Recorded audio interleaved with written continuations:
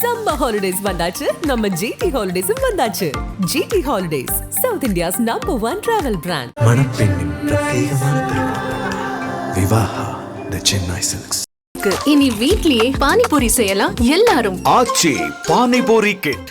நான் என்ன நினைக்கிறேன்னா, எல்லா மனிதர்களுமே இங்கே ஒரு கம்யூனிகேட்டர் தான். ஏதோ ஒரு வகையில் நம்ம இந்த சமூகத்துக்கு ஏதோ ஒரு விஷயத்தை நம்ம கம்யூனிகேட் பண்ணுறோம். அமைதியாக உட்காந்துருந்தா கூட அதன் மூலமாக ஒரு செய்தி இந்த சமூகத்துக்கு கடத்தப்படுகிறது. நான் கடத்துகிற மீடியம் மட்டும்தான் நான் சினிமாவை பார்க்குறேன். ஏன்னா இவங்க 2 பேர் படத்தையும் நான் தேட்டரில் தான் போய் பார்த்தேன். அப்புறம் ஒரு படம் தேட்டருக்கு வரணும், மக்கள் எல்லா பட வகையான டேஸ்ட்டையும் அதில் இருக்க விஷயங்களையும் அனுபவிக்கணும் அப்படின்றதான் எங்களோட கருத்தாக இருக்குது. ஒரு படம் இந்த படம் தான் தேட்டருக்கு வரணும், அந்த படம் தேட்டருக்கு வரக்கூடாதுன்னு சொல்கிறது, இந்த தெருவுக்குள்ளே நீ நுழையக்கூடாதுன்னு சொல்கிற மனநிலைக்கு ஒப்பானது தான். ஒவ்வொரு இயக்குனருடைய முதல் படத்தில் அதில் நிறைய குறைகள் இருக்கும். ஆனால் அந்த குறைகளோடு சேர்ந்த அந்த ஒரு அழகு இருக்குல்ல, அது ரொம்ப அற்புதமான அழகு. அது ஆடியன்ஸே அதை ரொம்ப என்ஜாய் பண்ணி தான் பார்ப்பாங்க. ஏன்னா நீங்கள் ஒரு படம் பார்க்குறதுக்கு சென்சாரில் யார் வந்து உட்காரணும், டெக்னிக்கல் தெரிஞ்ச ஆட்கள் வந்து உட்காரணும், இல்லை அந்த கண்டென்ட் பேஸ்டாக சமூகம் சார்ந்த புரிதல் உள்ள ஆட்கள் வந்து உட்காரணும். அப்படி கிடையாதுங்க. இப்போ நீங்கள் மேற்கு தொடர்ச்சி மலைக்கு பார்த்தீங்கன்னா அதில் தமிழும் மலையாளமும் கலந்துருக்கும். ஆனால் அந்த சென்சார் போர்டில் ஒருத்தர் கூட மலையாளம் தெரிஞ்ச ஆள் கிடையாது. சினிமாவை நுகரக்கூடிய மக்களுக்கு நிச்சயமாக ஒரு சென்சர் போர்டுங்கிறது தேவை. அது ஒரு கைட்லைனாக இருக்க வேண்டிய கட்டமைப்பு இருக்குது. ஆனால் பிரச்சனை என்னென்னா, இன்றைக்கி எப்படி போலீஸ் துறையிலும் நீதித்துறையிலும் நிறைய மாற்றங்களை கொண்டு வர வேண்டிய அவசியம் இருக்குதோ, அதே போல் இந்த சென்சர் துறையில் எக்கச்சக்க மாற்றங்களை கொண்டு வர வேண்டிய அவசியம் இருக்குங்கிறது மட்டும்தான். கருத்தியல் ரீதியாக எந்த பிரச்சனையும் வந்துடக்கூடாதுன்றதை நாங்கள் உங்களோட கவனமாக நாங்கள் பார்ப்போம் ஒரு ஃபிலிம் மேக்கராக. ஆனால் அதே போல் ஒரு புரிதலோடு அங்கே இருக்க வந்தோன்னா செம்மையான ஒரு விஷயம் நடக்கும்னு நான் நம்புகிறேன். எனக்கு அதுதான் நானும் விரும்புகிறேன். நானும் அவங்களை கூட்டு போய் என் ஊரோட வெயிலெல்லாம் நான் காட்ட முடியாது. மகளிர் மட்டும் படத்தில் ஒரு பர்டிகுலர் சீனில் கங்கை நதியில் போட்டில் போயிட்டுருப்பாங்க. அது கங்கை நதி அசுத்தமாக இருக்கும். அதில் ஒரு டைலாக் வச்சுருந்தேன், மக்களுக்கு பொண்ணுங்களையும் ஒழுங்காக பார்த்துக்க தெரியல, நதியையும் ஒழுங்காக பார்த்துக்க தெரியல அப்படின்னு ஒரு டைலாக் வச்சுருந்தேன். இதை சென்சர் போர்டு இருக்கு சொன்னாங்க. ஏன்னா பொண்ணுங்களை சரியாக பார்த்துக்கலங்கிற டைலாக்காக இல்லை. பொதுவாக நம்மக்கிட்ட ஒரு சொல்லாடல் இருக்குல்ல, அரசியல் அது ஒரு சாக்கடை அப்படின்னு. அப்படிலாம் கிடையாது. நீங்கள் அரசியல் இல்லாமல் உங்கள் வாழ்க்கை ஒரு நொடி கூட நகராது. ரஞ்சித் அண்ணனோட வருகைக்கு அப்புறம் தமிழ் சினிமாவோட கதை சொல்லல் முறையிலேருந்து எல்லாமே மாறி இருக்கு. பாய்ஸ்னு ஒரு படம் வந்துச்சு, சங்கரோட படம், ரொம்ப வருஷத்துக்கு முன்னால். அந்த படத்தில் நமக்கு நிறைய விமர்சனங்கள் இருக்கலாம். ஆனால் அந்த நிறுவனம் என்ன பண்ணுச்சுன்னா, அந்த படத்துக்கு ஒரே ஒரு எழுத்துல சீன் மட்டும் ஒரு விமர்சனம் போட்டு விட்டுட்டான். நீங்கள் குறைஞ்சபட்சம் எந்த துறையை பற்றி விமர்சனம் பண்ணுறீங்க, எந்த துறையை பற்றி பேசுகிறீங்க, எந்த துறையை பற்றி செய்தி இருக்குங்க, அதை பற்றின ஒரு அடிப்படை தரவுகளும் ஒரு அடிப்படை பொறுப்போடு நம்ம செயல்படணும். நீங்கள் தொடர்ந்து கொஞ்சம் கவனிக்கும் போது இந்த பெண்களை காப்பாற்றுற ஆண்கள் திரிக்கிற குளோரிஃபை பண்ணுற ஹீரோக்கள் குளோரிஃபை பண்ணுற படங்கள் சமீபமாகவும் வந்துக்கிட்டு தான் இருக்குது. அந்த படங்கள் 100 கோடியை தாண்டி கலெக்ட் பண்ணிட்டு தான் இருக்குது. நம்பர் கிராஸ் பண்ணுறதை பற்றி எனக்கு பிரச்சனையே கிடையாது. அது கருத்தியெல்லாம் என்னவா இருக்குது. I like to welcome you all to this Gateway 2025 conducted by Department of Media Sciences, Anna University, Chennai. Today we are happy to have you and welcome 3 prominent directors of Tamil Nadu. Mr. P.S. Vinodhraj, Film Director. Mr. G. Brahma, Film Director. Mr. Lenin Bharati, Film Director. Tamil இண்டஸ்ட்ரியில் நிறைய main ஸ்ட்ரீமில் நிறைய films வருது. But நீங்கள் 3 பேருமே யூனிக்கான films கொடுக்கறதுக்காக நீங்களாக டெலிபரேட்டாக ஃபர்ஸ்ட் ஃபிலிம் யூனிக்காக சூஸ் பண்ணி தான் நீங்கள் ப்ரொடியூஸ் பண்ணி like you have prepared a unique films. அந்த ஃபிலிமை நீங்கள் ப்ரிப்பேர் பண்ணும்போது லைக் நீங்கள் இதை ஏன் சூஸ் பண்ணீங்க அண்ட் ஆடியன்ஸ் இதுக்கு ஆல்ரெடி ரெடி ஆயிட்டாங்க அப்படின்னு நினச்சி நீங்கள் இந்த ஃபிலிம்ஸை சூஸ் பண்ணிங்களா, இல்லைனா இதுக்கு மேலே இதே மாதிரி ஃபிலிம்ஸ் நம்ம கொடுக்கணும் அப்படின்றதுக்காக ஆடியன்ஸை நீங்கள் ப்ரிப்பேர் பண்ணணுன்றதுக்காக இந்த ஃபிலிம்ஸை சூஸ் பண்ணிங்களா? எல்லாருக்கும் வணக்கம். அண்ணா யூனிவர்சிட்டிக்கு வர்றதுக்கு ரொம்ப மகிழ்ச்சி. நிறைய நினைவுகள் எனக்கு கல்லூரி காலங்கள்லேருந்து இந்த அண்ணா யூனிவர்சிட்டியோட சேர்ந்து. ஸோ அதோடு சேர்ந்து இன்றைக்கி இவங்க எல்லாரையும் பார்க்குறது ரொம்ப மகிழ்ச்சி. முக்கியமாக பிஎஸ் வினோத்தோடையும் அப்புறம் அண்ணன் லெனின் பாரதி அண்ணனோடையும் இங்கே மேடையை பகிர்றது ரொம்ப மகிழ்ச்சியாக இருக்குது. ரொம்ப நன்றி அந்த வாய்ப்புக்கு. குற்றம் கடிதம் என்னோடய முதல் திரைப்படம். நான் அதை மக்களுக்கு ஏதாவது ஒன்று சொல்லிடணும், அப்புறம் ஏதாவது ஆடியன்ஸை ப்ரிப்பேர் அந்த என்ன நோக்கங்கள்லாம் எனக்கு கிடையாது. நான் ஒரு டெவலப்மெண்ட் கம்யூனிகேஷன் சொல்லக்கூடிய வளர்ச்சிக்கான சமூக வளர்ச்சிக்கான தகவல் தொடர்பு அந்த ஒரு துறையிலேருந்து வர்றேன் நான். ஸோ நான் கவர்மெண்ட்லேயும் என்ஜிஓக்கள்லேயும் வேலை பார்த்த ஒரு அனுபவம். அதன் அடிப்படையில் எனக்கு வந்து அது மட்டும் இல்லாமல் நாடகங்கள் செய்துட்டு இருந்த ஒரு அனுபவம் இருந்துச்சு. அதனுடைய அடிப்படையில் என்னுடைய ஆடியன்ஸு இன்னும் கொஞ்சம் பெருக்கி நான் சொல்லணும்னு விருப்பப்படுறத இன்னும் நிறைய பேர்கிட்ட சொல்லணும்னு நினச்சேன். அது ஒன்றை தவிர எனக்கு வேறு எந்த நோக்கமும் கிடையாது. உண்மையை சொல்லப்போனால் நான் எனக்கு முதல் படம் பண்ணும் பொழுது எனக்கு சினிமாவை பற்றின இப்போ இருக்கிற அறிவு கூட அப்போது கிடையாது. எனக்கு சொல்லணும்னு விருப்பப்பட்ட அந்த கண்டென்ட்டை நிறைய பேர்கிட்ட கொண்டு போய் சேர்க்கணுங்கிற ஒரே ஒரு ஆர்வம் தான் இருந்துச்சு.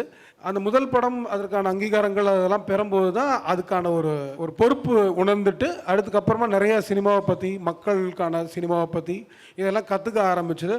நிறைய நண்பர்களோடையும் சக கலைஞர்களோடையும் பேசும்போது அதை பழக ஆரம்பித்தேன். இன்னும் அதை பழகிக்கிட்டு இருக்கேன். சொல்லப்போனால் சினிமாவை வந்து மக்களை வந்து இதை ஏதாவது ஒன்று இதை வந்து சொல்லி அவங்கள அதுக்கு ப்ரிப்பேர் பண்ணணும் அப்படிங்கிற எண்ணத்தோடு செய்கிறதுங்கிறது சரியான அணுகுமுறை இல்லையோன்னு நான் நினைக்கிறேன். நமக்கு தோணக்கூடிய விஷயங்களை நம்ம ஒரு நேர்மையாக சொல்ல முயற்சி பண்ணுறது மட்டும்தான் ஒரு கலைஞனுடைய ஒரு கடமையாக இருக்கும்னு நினைக்கிறேன். ஸோ அந்த இடத்துல தான் நானும் வர்றேன். நான் வந்து சினிமாவுக்கு ஆசைப்பட்டு வந்திருப்போம். நம்மளும் சராசரியான சினிமா படங்களை பார்த்துட்டு தான் வளர்ந்துருப்போம். இங்கே வந்த பிறகு அந்த மாதிரியான படங்கள் தான் ஒர்க் பண்ணியிருப்போம். ஆனால் அது தொடர்ச்சியாக இப்போ அண்ணே சொன்ன மாதிரி நிறையா நண்பர்களோட தோழர்களோட உரையாடும் போது, சில மென்டர்ஸோட உரையாடும் போது அவங்க சில படங்களை அறிமுகப்படுத்தியிருப்பாங்க. அந்த படங்கள் எடுக்கப்பட்ட காலகட்டம்லாம் இப்போ சின்ன எக்ஸாம்பிள் சொல்லணும்னா, இப்போ வந்து அடூர் கோபாலகிருஷ்ணன், ரித்திக் கடாக், ஜான் ஆப்ரகாம் லிங்கம் இவங்களாம் எடுக்கும்போது, ஒரு இண்டிபெண்டன்ட் ஃபிலிம் எடுக்கும்போது ஒரு கமர்ஷியல் படத்துக்கு ஒரு ஃபிலிம் கேன் என்ன ரேட்டுக்கு கொடுக்க அந்த டீமுக்கு கொடுக்குறாங்களோ அதே தான் இந்த மாதிரி ஒரு ஆர்ட் ஹவுஸ் படம் எடுக்கிறவங்களுக்கும் அதே ரேட்டு தான். ஸோ அப்போ அந்த மாதிரியான இருந்த காலகட்டத்திலே இவ்வளோ சிரமப்பட்டு இவ்வளோ எக்ஸ்ப்ளோர் பண்ணியிருக்காங்க. ஸோ டிஜிட்டல் ஏரா வந்ததுக்கப்புறம் இதை வச்சு நம்ம என்ன வேணால் பண்ணலாம். எனக்கு இப்போ நான் டிஜிட்டல் மட்டும் உள்ளே வரலைன்னா, இந்த அப்டேட்டை நான் சரியாக வாட்ச் பண்ணலைன்னா என்னால் கூழாங்கல் வந்து ஒரு 10 லட்ச ரூபாக்குள்ளே நான் எடுத்துருக்கவே முடியாது. ஸோ அதையும் நான் பார்த்து, இந்த நவீனம் வளர்கிறதையும் பார்த்து, இந்த நவீனம் வளர்ந்துக்கிட்டு இருக்கு, இதை எப்படி நான் உள்வாங்கிக்கிட்டு என்னோட வழிகளை, என்னோட கதைகளை, என்னோட நிலத்தோட மக்களோட கதைகளை நான் எப்படி பகிர்ந்துக்க போகிறேன்றதை வந்து நான் வெயிட் பண்ணி ட்ரை பண்ணிக்கிட்டே இருந்தேன். அதுக்கு முன்னாடி கதையை நான் வந்து சொல்லிக்கிட்டே இருந்தேன். அந்த கதையை எக்ஸிக்யூட் பண்ணவே முடியலை. கரெக்டாக இந்த மாற்றம் நிகழ்ந்துச்சு. நான் நல்ல நண்பர்களை வச்சு இந்த கதையை நான் முதல் படமாக சொல்லணும்னு நினச்சி சொன்னேன். அப்புறம் ரெண்டாவது, நான் முழுசாக நம்புறது சினிமான்றது விஷுவல் மீடியம். முடிஞ்ச அளவுக்கு வெர்பலை வந்து தேர்ட் லேயராக வச்சுட்டு விஷுவலை வந்து ஃபஸ்ட் லேயராக வச்சு ஒர்க் பண்ணணுன்னு ஆசைப்பட்டு தான் அந்த கூழாங்கல்ன்ற படத்தை நான் வந்து பண்ணேன். அனைவருக்கும் வணக்கம். எனக்கு வந்து என்னென்னா, ஒரு அடிப்படையில் வந்து நான் என்ன நினைக்கிறேன்னா, எல்லா மனிதர்களுமே இங்கே ஒரு கம்யூனிகேட்டர் தான். ஏதோ ஒரு வகையில் நம்ம இந்த சமூகத்துக்கு ஏதோ ஒரு விஷயத்தை நம்ம கம்யூனிகேட் பண்ணுறோம். நம்ம சும்மா வெறுமனே அமைதியாக உட்காந்துருந்தா கூட அதன் மூலமாக ஒரு செய்தி இந்த சமூகத்துக்கு கடத்தப்படுகிறது. அப்போ நான் கடத்துகிற மீடியம் மட்டும்தான் நான் சினிமாவை பார்க்குறேன். இந்த சமூகத்துக்கு கம்யூனிகேட் பண்ண விரும்புகிறேன். அந்த டூலாக மட்டும்தான் அதை சினிமாவை பார்க்குறேன் நான். அப்போ என்ன தொந்தரவு பண்ணுற ஒரு விஷயத்தை, நான் சொல்ல வேண்டிய ஒரு விஷயத்தை, இதை நான் சொல்லியே ஆகணும் அப்படிங்கிற எனக்கு உள்ளுக்குள்ள ஒரு உள் நிகழ்தல் இருக்கு இல்லையா, அதை தான் வந்து நான் படமாக எடுத்திருக்கேன். முதல் படமாக எடுத்திருக்கேன் நான். அப்புறம் பார்வையாளர்களை தயார்படுத்துறது அப்படிங்கிறது வந்து அப்படி கிடையாது. உண்மையிலே வந்து பார்வையாளர்கள் வந்து உண்மையிலே எல்லா படங்களுக்கும் தயாராக இருக்கிறாங்க. நீங்கள் என்ன மாதிரி கண்டென்ட்னாலும் நம்ம அவங்களுக்கு தான் படைக்கிறோம். இப்போ கூழாங்கல்லை பார்த்த எல்லாருமே புரிஞ்சுக்கிட்டாங்க, பார்த்த எல்லாருமே உள்வாங்கிட்டாங்க. அப்போ இங்கே பார்க்குறதுல தான் சிக்கல் இருக்குது. அவங்ககிட்ட கொண்டு போய் சேர்க்கறதுல உள்ள மார்க்கெட்டிங்கு, மீடியா, இங்கே உள்ள மீடியா கொடுக்குற வெளிச்சம் இருக்குல்ல, இதெல்லாம் சேர்ந்து தான் பார்வையாளர்கள் வந்து ஒரு முன் தீர்மானத்தோட ஒரு திரைப்படத்தை அணுக வைக்குதே தவிர, பார்வையாளர்கள் வந்து ரொம்ப அசலாக வந்து நல்ல படங்களுக்கும் நல்ல படைப்புகளுக்குமே இங்கே தயாராக இருக்கிறாங்க. தமிழ்நாட்டில் வந்து பல உதாரணங்கள் சொல்ல முடியும். பல தமிழ் படங்கள் வந்து சோதனை முயற்சியில் பண்ணப்பட்ட போது, இல்லை ஏற்கனவே உள்ள பயிற்சியிலிருந்து புதுசாக ஒரு படம் வரும்போது பார்த்திங்கன்னா அந்த படங்களுக்கெல்லாம் இந்த மக்கள் வந்து ஆதரவு கொடுத்துருக்குறாங்க. ஸோ பார்வையாளர்கள் வந்து இங்கே ரொம்ப படைப்பாளரோட தேர்ந்த ஒரு மனநிலையில் தான் இருக்கிறாங்கன்றது என்னோட புரிதல். ஆனால் அவங்கக்கிட்ட நம்ம இன்னும் கொண்டு போய் சேர்க்கறதுக்கான அந்த நடுவில் உள்ள தடைகளை களையிறது தான் பார்க்க வேண்டியதாக இருக்குதுங்க. அப்புறம் ஒரே விஷயம் நான் இதை சொல்லிடுறேன். ஏன்னா நான் சினிமா எடுக்கணுன்ற காலகட்டத்தில் எனக்கு அந்த டயத்தில் இதுக்கு சப்போர்ட்டிவான படங்கள் இருக்கா, நம்மளும் இது மாதிரி வந்து இங்கே சஸ்டெயின் ஆயிட முடியுமான்ற ஒரு ஹோப்புக்காக நம்ம தேடிட்டு இருப்போம்ல. உண்மைக்கே இவங்க 2 பேர் இருக்காங்கன்றக்காக சொல்லலை. எனக்கு குற்றம் கடிதலும் மேற்கு தொடர்ச்சி மலையும் தான் எனக்கு வந்து அந்த மேற்கு தொடர்ச்சி மலையை நான் கேரளா ஃபிலிம் ஃபெஸ்டிவல்லே பார்த்து நான் ஒரு 3 வருஷம் கழித்து திரும்பி சென்னையில் பார்க்குறேன். அது வரைக்கும் அந்த படத்தை வந்து கொண்டு வர்றது இருக்குல்ல, அந்த பொறுமை, அந்த படத்தை எப்படியாவது மக்கள்கிட்ட கொண்டாந்து இந்த தேட்டருக்கு கொண்டாந்து சேர்த்தணுன்றது இருக்குல்ல, எனக்கு அதெல்லாம் இவங்க 2 படமுமே எனக்கு வந்து கொடுத்துச்சு. ஏன்னா இவங்க 2 பேர் படத்தையும் நான் தேட்டரில் தான் போய் பார்த்தேன். ஓகேங்களா. அப்புறம் ஒரு படம் தேட்டருக்கு வரணும், மக்கள் எல்லா பட வகையான டேஸ்ட்டையும் அதில் இருக்க விஷயங்களையும் அனுபவிக்கணும் அப்படின்றதான் எங்களோட கருத்தாக இருக்குது. ஒரு படம் இந்த படம் தான் தேட்டருக்கு வரணும், இந்த படம் தேட்டருக்கு வரக்கூடாதுன்னு சொல்கிறது இந்த தெருவுக்குள்ளே நீ நுழையக்கூடாதுன்னு சொல்கிற மனநிலைக்கு ஒப்பானது தான். ஸோ அதனால் எல்லா படமும் தேட்டருக்கு வரணும். சார் இப்போ நீங்கள் சொல்லியிருந்தீங்களே சார், இந்த மாதிரி வந்து நாங்கள் ஃப்ரெண்ட்ஸோட ஹெல்ப் மூலமாக தான் பண்ணோம், ஃபஸ்ட்டு ஃபிலிம் வந்து ஃப்ரெண்ட்ஸோட ஹெல்ப் மூலமாக தான் வந்து பண்ணோம் அப்படின்ற மாதிரி சொல்லியிருந்தீங்க. ஸோ நம்ம எல்லாருக்குமே வந்து இந்த மாதிரி ஆர்ட் ஃபிலிம் பண்ணும்போது ஒரு சின்ன டிஃபிகல்ட்டிஸ் இருக்கும் ப்ரொடியூசர் அப்ரோச் பண்ணுறது அந்த மாதிரியான விஷயங்களில். ஸோ அப்படி இருக்கும்போது ப்ரொடியூசரோட சப்போர்ட் உங்களுக்கு கிடச்சிருந்ததுன்னா உங்களோட ஃபர்ஸ்ட் ஃபிலிம் வந்து இன்னும் நல்லா என்ஹான்ஸ்டாக உங்களால் நீங்கள் நினச்சதை விட இன்னும் சக்ஸஸ்ஃபுல்லாக அதை விஷுவலைஸ் பண்ணியிருக்க முடியும் நீங்கள் நினைக்கிறீங்களா? இல்லைனா என்னால் என்னோடய பெர்ஸ்பெக்டிவை அதுக்குள்ளே எடுத்துகிட்டே வந்திருக்க முடியாது அப்படின்ற மாதிரி நீங்கள் நினைக்கிறீங்களா சார்? பொதுவாக எப்படின்னா படைப்பாக வந்து நம்ம எந்த குறையும் வைக்கிறதில்ல. பட்ஜெட்டு சின்னது பெருசு அப்படிலாம் கிடையாது. படைப்பாக நம்ம என்ன சொல்ல வேண்டுங்கிறதுல ரொம்ப தீர்க்கமாக இருக்கும், தீர்மானமாக இருக்கும், அதை எடுத்துடுறோம். இங்கே சிக்கல் என்னென்னா எடுத்த படத்தை பார்வையாளர்கிட்ட கொண்டு போய் சேர்க்கறது தான் சிக்கல். இன்றைக்கி எப்படி ஆகி போயிடுச்சுன்னா ஒரு படத்துக்கு நீங்கள் குறைஞ்சபட்சம் 1 கோடி 2 கோடி வந்து விளம்பரத்துக்கு செலவு பண்ணணும். அப்போ தான் அந்த படம் போய் சேரும். நீங்கள் பெய்டு இன்ஃப்ளூயன்சர்ஸ்லேருந்து இப்படி பல வடிவமான இதை வந்து பொதுமக்கள்கிட்ட கொண்டு போய் சேர்க்க வேண்டியது இருக்குது. இந்த சிக்கல் தான் பட்ஜெட்டில் இந்த சிக்கல் தான் ஏற்படுமே தவிர, அப்புறம் ஏற்கனவே நம்ம ரசிகர்கள் மனதில் இந்த மீடியாவாக இருக்கட்டும், எல்லாமே இருக்கட்டும், வெகுஜன பத்திரிகைகளாக இருக்கட்டும், வெகுஜன ஊடகங்களாக இருக்கட்டும், இது எல்லாம் வந்து ஒரு போலியான பிம்பத்தை கட்டமைச்சு வச்சுருக்குது அந்த மனங்களில். இப்போ நீங்கள் வந்து ஒரு பெரிய நடிகைக்கு வந்து அந்த ப்ளவுஸில் வந்து சின்ன நூல் இப்படி ஒரு நூல் தெரிஞ்சிச்சுன்னா அதை ஒரு செய்தியாக தலைப்பு செய்தியாக போடுற ஊடகங்கள் தான் இங்கே பெருசாக இருக்குது. அப்போ பார்வையாளர்கள்ட்ட நீங்கள் இன்ஃப்ளூயன்ஸ் பண்ணிக்கிட்டே இருக்கீங்க தொடர்ச்சியாக. இதுதான் சினிமா, இதை தான் நீங்கள் பார்க்கணும், இதுதான் இப்படி தான் பார்க்கணும், இந்த படத்துக்காக நீங்கள் போகணும் அப்படின்னு தொடர்ச்சியாக பண்ணிட்டு இருக்காங்க. ஏன் ஊடகங்கள் மட்டும் இல்லை, சினிமாவில் உள்ள நபர்களே. இப்போ நீங்கள் கொட்டுக்காளி எப்போ ரிலீஸ் அப்போ பார்த்தீங்கன்னா நாங்கள் மதிக்கக்கூடிய ஒரு இயக்குனர் அமீர் அவர்கள், எங்களுக்கு ஒரு முன்னோடி. அவர் பருத்திவரன்லாம் ரொம்ப நல்ல படைப்பு. ஆனால் அவருக்கே என்ன புரிதல் இருக்குதுன்னா இந்த மாதிரி படங்கள்லாம் தேட்டருக்கு வரக்கூடாதுன்றது.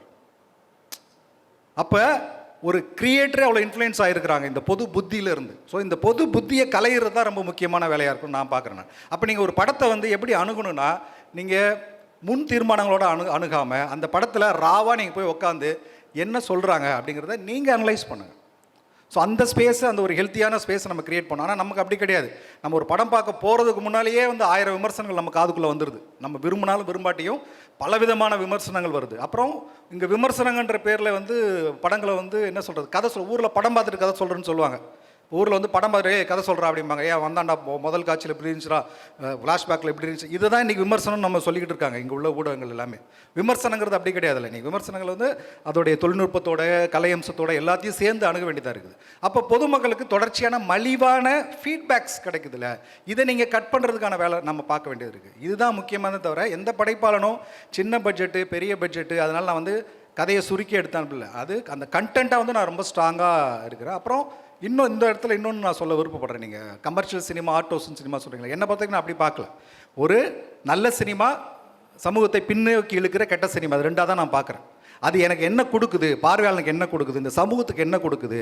ஏன்னா நமக்கு மற்ற எல்லா சமூகங்களை விட, எல்லா உயிரினங்களை விட நாகரிகம்னு ஒன்று வந்து மனிதன் மட்டும்தான் நம்ம பேசிக்கிட்டே இருக்கோம். அப்போ நாகரிகத்தோட உச்சம்னு ஒன்று இருந்தால் அது என்னவாக இருக்கணும், சமத்துவமும் சமநிலையும் தான் இருக்கணும் இல்லையா. அப்போ நாகரிகத்தோட உச்சம்னு ஒன்று இருக்கணும். அப்போ நம்ம அதை நோக்கி நகர்றது தான் இங்கே ரொம்ப முக்கியமான வேலையாக இருக்குது.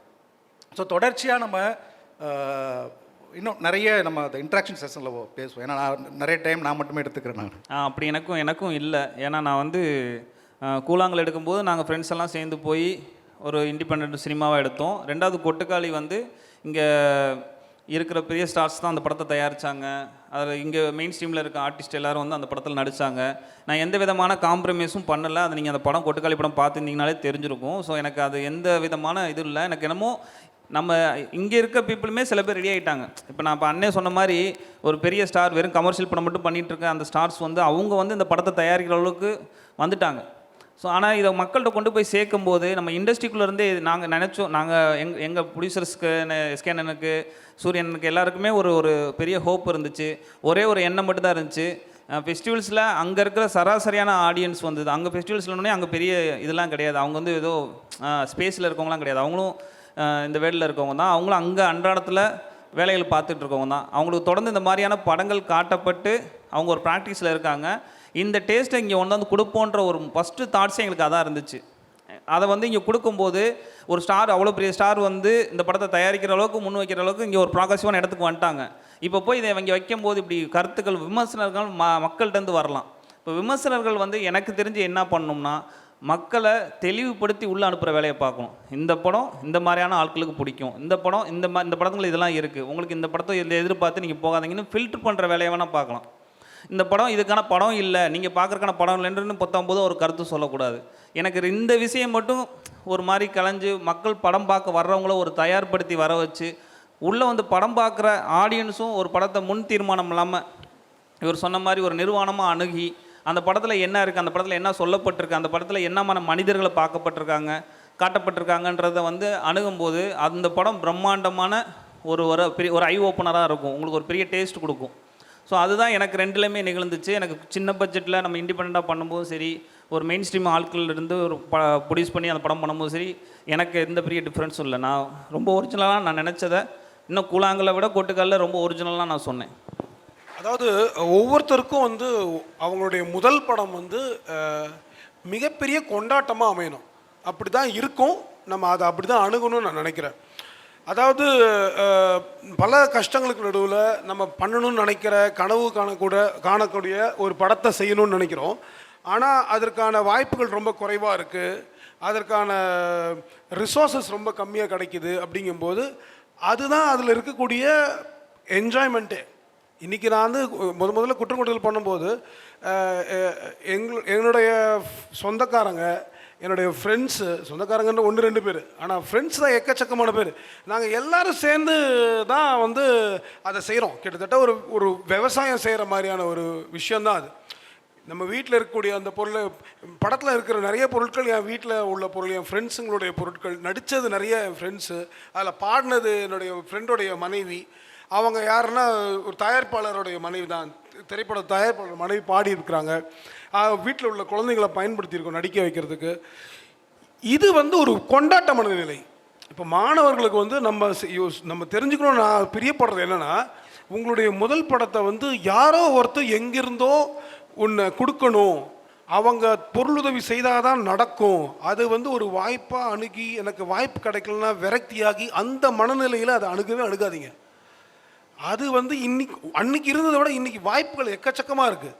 நீங்கள் நிலத்தில் இறங்கி அடுத்தவங்களுடைய நிலத்துலையோ இல்லை உங்கள் சொந்த நிலத்துலையோ விவசாயம் பண்ண முடிஞ்சால் பண்ணுங்கள், இல்லை கீழே உள்ள தோட்டத்தில் அவங்க விவசாயம் பண்ணுங்கள், இல்லை மாடி தோட்டம் பண்ணுங்கள், இல்லைனா பால்கனியில் பண்ணுங்கள். அதுதான் இன்றைக்கி உள்ள வாய்ப்பு. என்னென்னா உங்களுக்கு ஒரு பெரிய ஃபீச்சர் ஃபிலிம் பண்ணணுன்ற எண்ணம் இருந்துச்சுன்னா அதுதான் வந்து ஒரே வாய்ப்புன்னு நினைக்க வேண்டிய அவசியம் இல்லை. நீங்கள் செய்யணும்னு நினைக்கக்கூடிய திரைப்படத்தை கொண்டாட்ட மனநிலையோடு முதல் படமாக, அது ஒரு ஷார்ட் ஃபில்மாக இருக்கட்டும், இல்லை ஒரு லாங் ஃபீச்சர் ஃபில்மாக இருக்கட்டும், இல்லை ஒரு ஷார்ட்டாக கூட இருக்கட்டும், இன்றைக்கி மினி ஷார்ட்ஸ், ரீல்ஸ் இதெல்லாமே ரொம்ப ஃபேமஸ் ஆகிடுச்சு. அதை கொண்டாட்ட மனநிலையோடு அணுக வேண்டிய ரொம்ப முக்கியமான ஒரு விஷயம் இருக்குது. ஏன்னா முதல் படம் நம்ம எல்லாருக்கும் ரொம்ப முக்கியமான படம் மட்டும் இல்லை, ஆடியன்ஸுக்கும். நீங்கள் பார்த்தீங்கன்னா ஒவ்வொரு இயக்குனருடைய முதல் படத்தில் அதில் நிறைய குறைகள் இருக்கும், ஆனால் அந்த குறைகளோடு சேர்ந்த அந்த ஒரு அழகு இருக்குல்ல, அது ரொம்ப அற்புதமான அழகு. அது ஆடியன்ஸே அதை ரொம்ப என்ஜாய் பண்ணி தான் பார்ப்பாங்க. ஏன்னா அதை வந்து ஒரு ஃபில்ம் மேக்கராக ரொம்ப ஒரு ஃபினிஷோடு செய்யக்கூடிய ஆட்கள் கிடையாது, இருக்காது. அது யதார்த்தமாக பக்கத்தில் நம்மளும் நானும் யாரும் தோள் மேலே தோள் போட்டு பேசிட்டு வர்ற மாதிரியான ஒரு தன்மையோடு தான் இருக்கும். அப்போது அந்த தன்மையோடு இருக்கக்கூடிய படங்களை நம்ம கொண்டாட்ட மனநிலையோடு அணுக வேண்டும். என்னுடைய படத்தை நான் அப்படி தான் செஞ்சேன், நீங்களும் அப்படி தான் பண்ணணும்னு ஆசைப்பட்றேன். இப்போ வந்து சென்சார்ஷிப்ஸ் வந்து எல்லா இடங்கள்லையுமே வந்து வளர்ந்துட்டு வருது சார். இப்போ சோஷியல் இஷ்யூஸ் மாதிரியான விஷயங்களை வந்து கவர் பண்ணும்போது ஃபிலிம் மேக்கர்ஸாக சென்சார்ஷிப் வந்து எந்த அளவுக்கு உங்களை இம்பேக்ட் பண்ணுது, அதிலிருந்து எப்படி வந்து நீங்கள் கான்ட்ரவர்சிஸ் அண்ட் அதில் வர இஷ்யூஸை வந்து எப்படி ஃபேஸ் பண்ணுறீங்க அண்ட் வந்து அதை எப்படி ஃபேஸ் பண்ணலாம் அப்படின்ற உங்களோட ஒப்பீனியன்ஸு? ஒரு கட்டுக்கோப்போட சமூகத்துக்கிட்ட நம்ம கண்டென்ட் போய் சேர்றதுல எனக்கு ஒரு உடன்பாடு இருக்குது. சென்சர்ஷிப்புங்கிறது ஏதோ ஒரு வகையில் தேவைப்படுறதா நான் நம்புகிறேன். எப்படி நம்ம எல்லாருமே ஒரு மனிதர்களாக, குறையுள்ள மனிதர்களாக நம்ம அதை புரிஞ்சுக்கிட்டு நமக்கான ஒரு கட்டமைப்பாக, இப்போது ரோட்டில் போகும்போது இந்த இடத்துல சிக்னல் வேணும், சிக்னலை மீறுற பொழுது நம்மால் உருவாக்கப்பட்ட அரசு, அதை நான் சொல்ல வர்றதுங்கிறது வந்து ஆக்சுவலான ஒரு சிச்சுவேஷனை சொல்கிறேன். இன்றைக்கி ரியலிஸ்டிக்காக இருக்கிறது வேறு. ஆனால் நம்ம உருவாக்குனது தான் கவர்மெண்ட்டு, நம்ம கவர்மெண்ட் உருவாக்குனது தான் போலீஸுங்கிற கட்டமைப்பு, அதில் இருக்கக்கூடியது தான் கோர்ட்டுங்கிற கட்டமைப்பு. இதெல்லாம் எவ்வளோ சரியாக வேலை செய்துங்கிறது அடுத்த கேள்வி. ஆனால் அதே போல் ஒரு சினிமாவை நுகரக்கூடிய மக்களுக்கு நிச்சயமாக ஒரு சென்சர் போர்டுங்கிறது தேவை. அது ஒரு கைட்லைனாக இருக்க வேண்டிய கட்டமைப்பு இருக்குது, அவசியப்படத்தை தான் நான் நினைக்கிறேன்.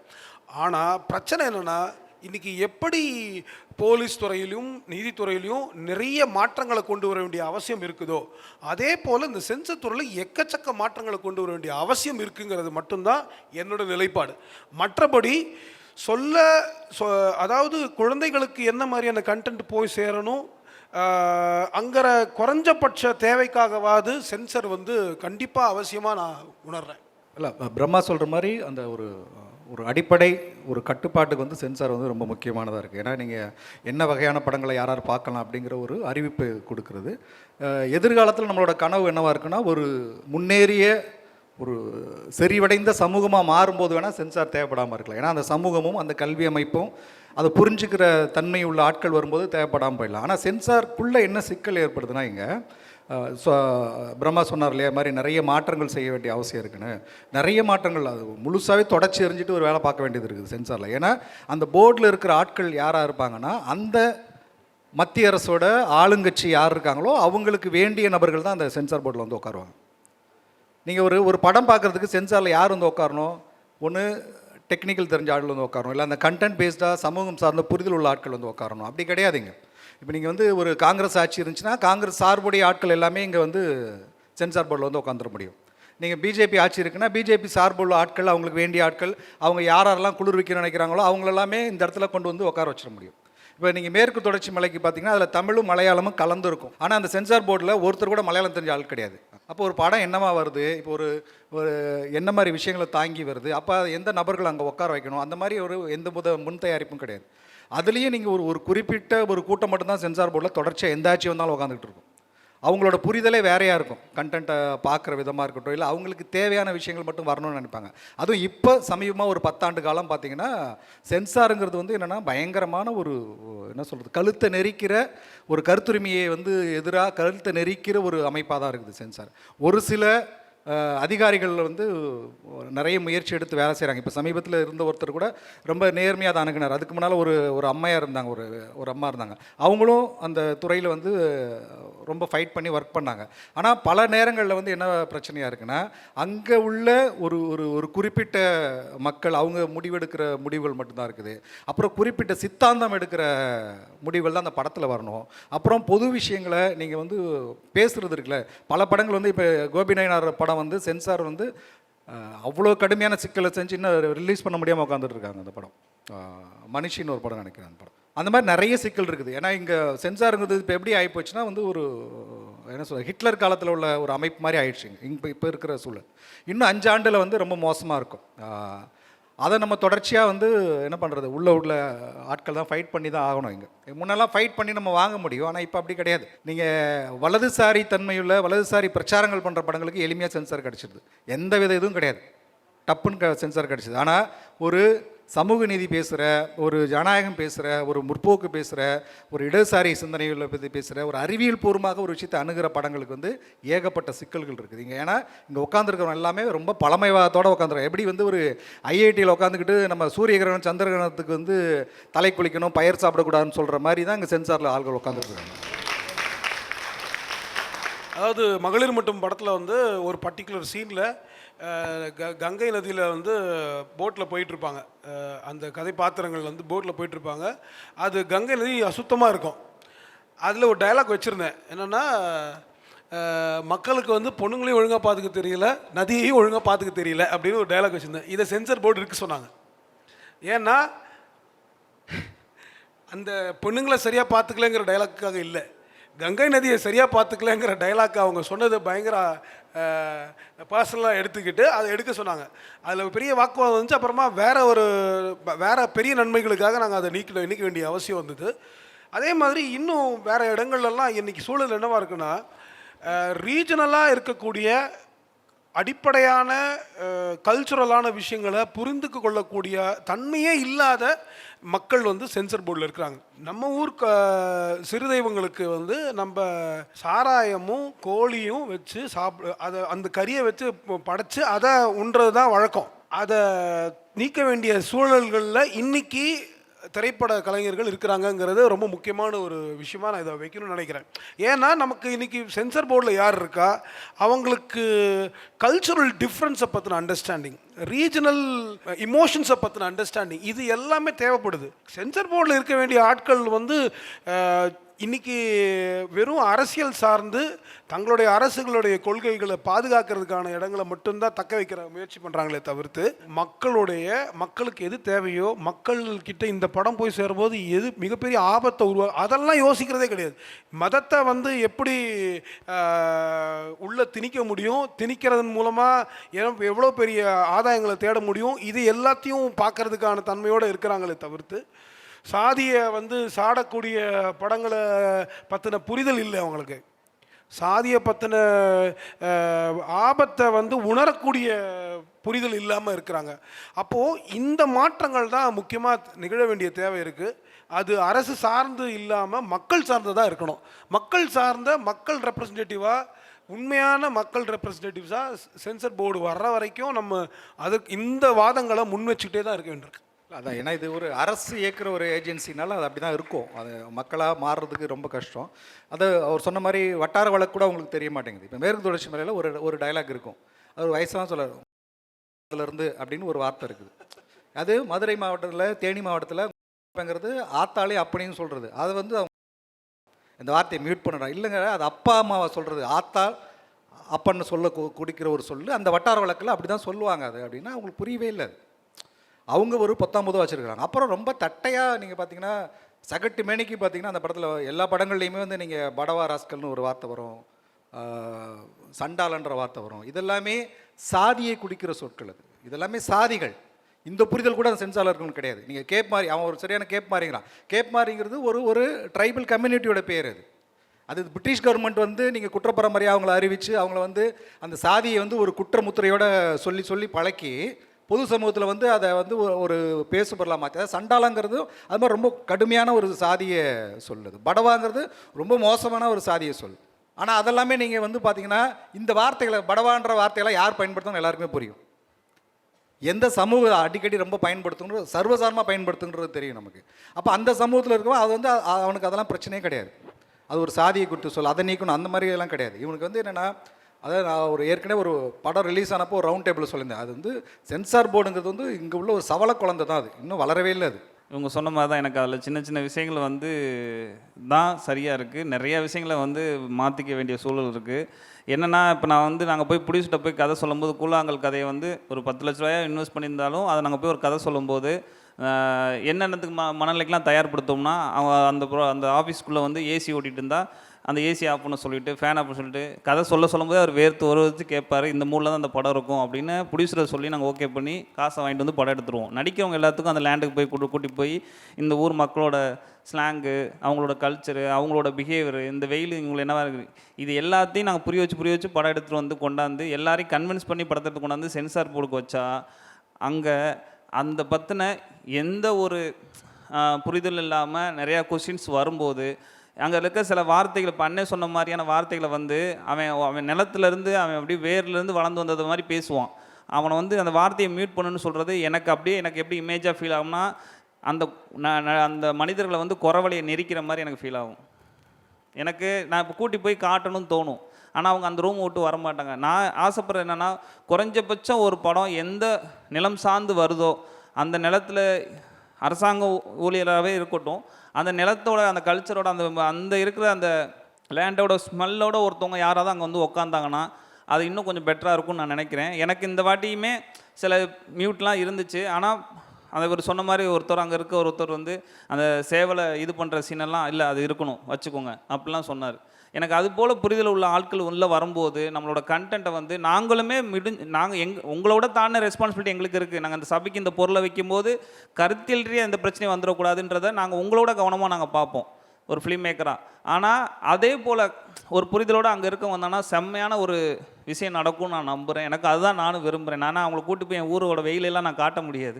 அவங்க ஒரு ஏசி ரூமில் உட்காந்தா அதை பார்ப்பாங்க. முடிஞ்ச அளவுக்கு அதை உணரவாது செஞ்சுட்டு எனக்கு ஒரு ஆட்கள் இருந்தாங்கன்னா ரொம்ப சந்தோஷமாக இருக்கும்னு நான் நினைக்கிறேன். அந்த மாற்றம் தேவை. இப்போ உங்களோட எல்லா படங்கள்லையுமே வந்து ஒரு கேரக்டருமே மெயின் ஸ்ட்ரீமில் இல்லாத கேரக்டர்ஸை வந்து ரெப்ரசன்ட் பண்ணுது. ஒரு சில கேரக்டர்லாம் அந்த கேரக்டர் வந்து ஒரு மார்ஜினலைஸ்டாக வந்து நீங்கள் ஒரு சில கேரக்டர்களை வந்து முன் வச்சுருக்கீங்க. அந்த கேரக்டர்ஸை நீங்கள் எப்படி ஸ்கெட்ச் பண்ணீங்க? அதை பற்றின உங்களோட பெர்ஸ்பெக்டிவ்ஸ் என்ன? எப்படி அந்த கேரக்டர்ஸ் மூலமாக நீங்கள் அந்த விஷயத்தை சொல்ல ட்ரை பண்ணீங்க? அது உள்ள கதாபாத்திரங்கள்லாம் நாம் பார்த்த மனிதர்கள், இல்லை நான் சொல்ல வேண்டிய விஷயங்களோட வடிவமாக இருக்கும். இப்போ நான் பார்த்த பல பேரை வந்து ஒரு கதாபாத்திரமாக வச்சுருப்பேன் ஒரு படத்தில். நான் பார்த்த ஒருத்தரை பல கதாபாத்திரங்களோட பல பகுதியாக வச்சுருப்பேன் நான். அப்போ நான் எந்த விஷயத்தை நான் கடத்த விரும்புகிறேனோ அதை கதாபாத்திரமாக நம்ம வடிவமைக்கும் போது நான் பார்த்த மனிதர்கள்லேருந்து, இல்லை நான் பார்த்த மனிதர்களை பிச்சு வேற ஒரு களிமண் மாதிரி பிச்சு வேற ஒரு கதாபாத்திரமாக நான் செஞ்சுருப்பேன். அந்த கதைக்கு என்ன பேசணும், அந்த கதை என்ன சொல்லணும் அப்படிங்கிறதுக்காக. அப்புறம் இதெல்லாம் எதுக்கு பண்ணுறோன்னா திரும்ப நம்ம அந்த மெயின் ஸ்ட்ரீம்ன்ற வார்த்தை வந்து என்ன டிஸ்டர்ப் பண்ணிகிட்டே இருக்குது நீங்கள் பேசும்போது. அப்படி கிடையாது. என்னென்னா எதை நம்ம மெயின் ஸ்ட்ரீம்னு வரையறுக்கிறோன்னா இங்கே அதிக லாபம் கொடுக்கக்கூடிய, அதிக பேர் பார்க்கக்கூடிய, அதிக பேர் நுகரக்கூடிய அதை நம்ம மெயின் ஸ்ட்ரீம் சொல்கிறோம். அது ஒரு பார்வை கோளாறுன்னு தான் நான் புரிஞ்சுக்கிறேன். ஏன்னா இங்கே வந்து ஒரு நல்ல ஆரோக்கியமான உணவு பண்டம் விற்கிற ஒரு கடையில் கூட்டமே இருக்காது.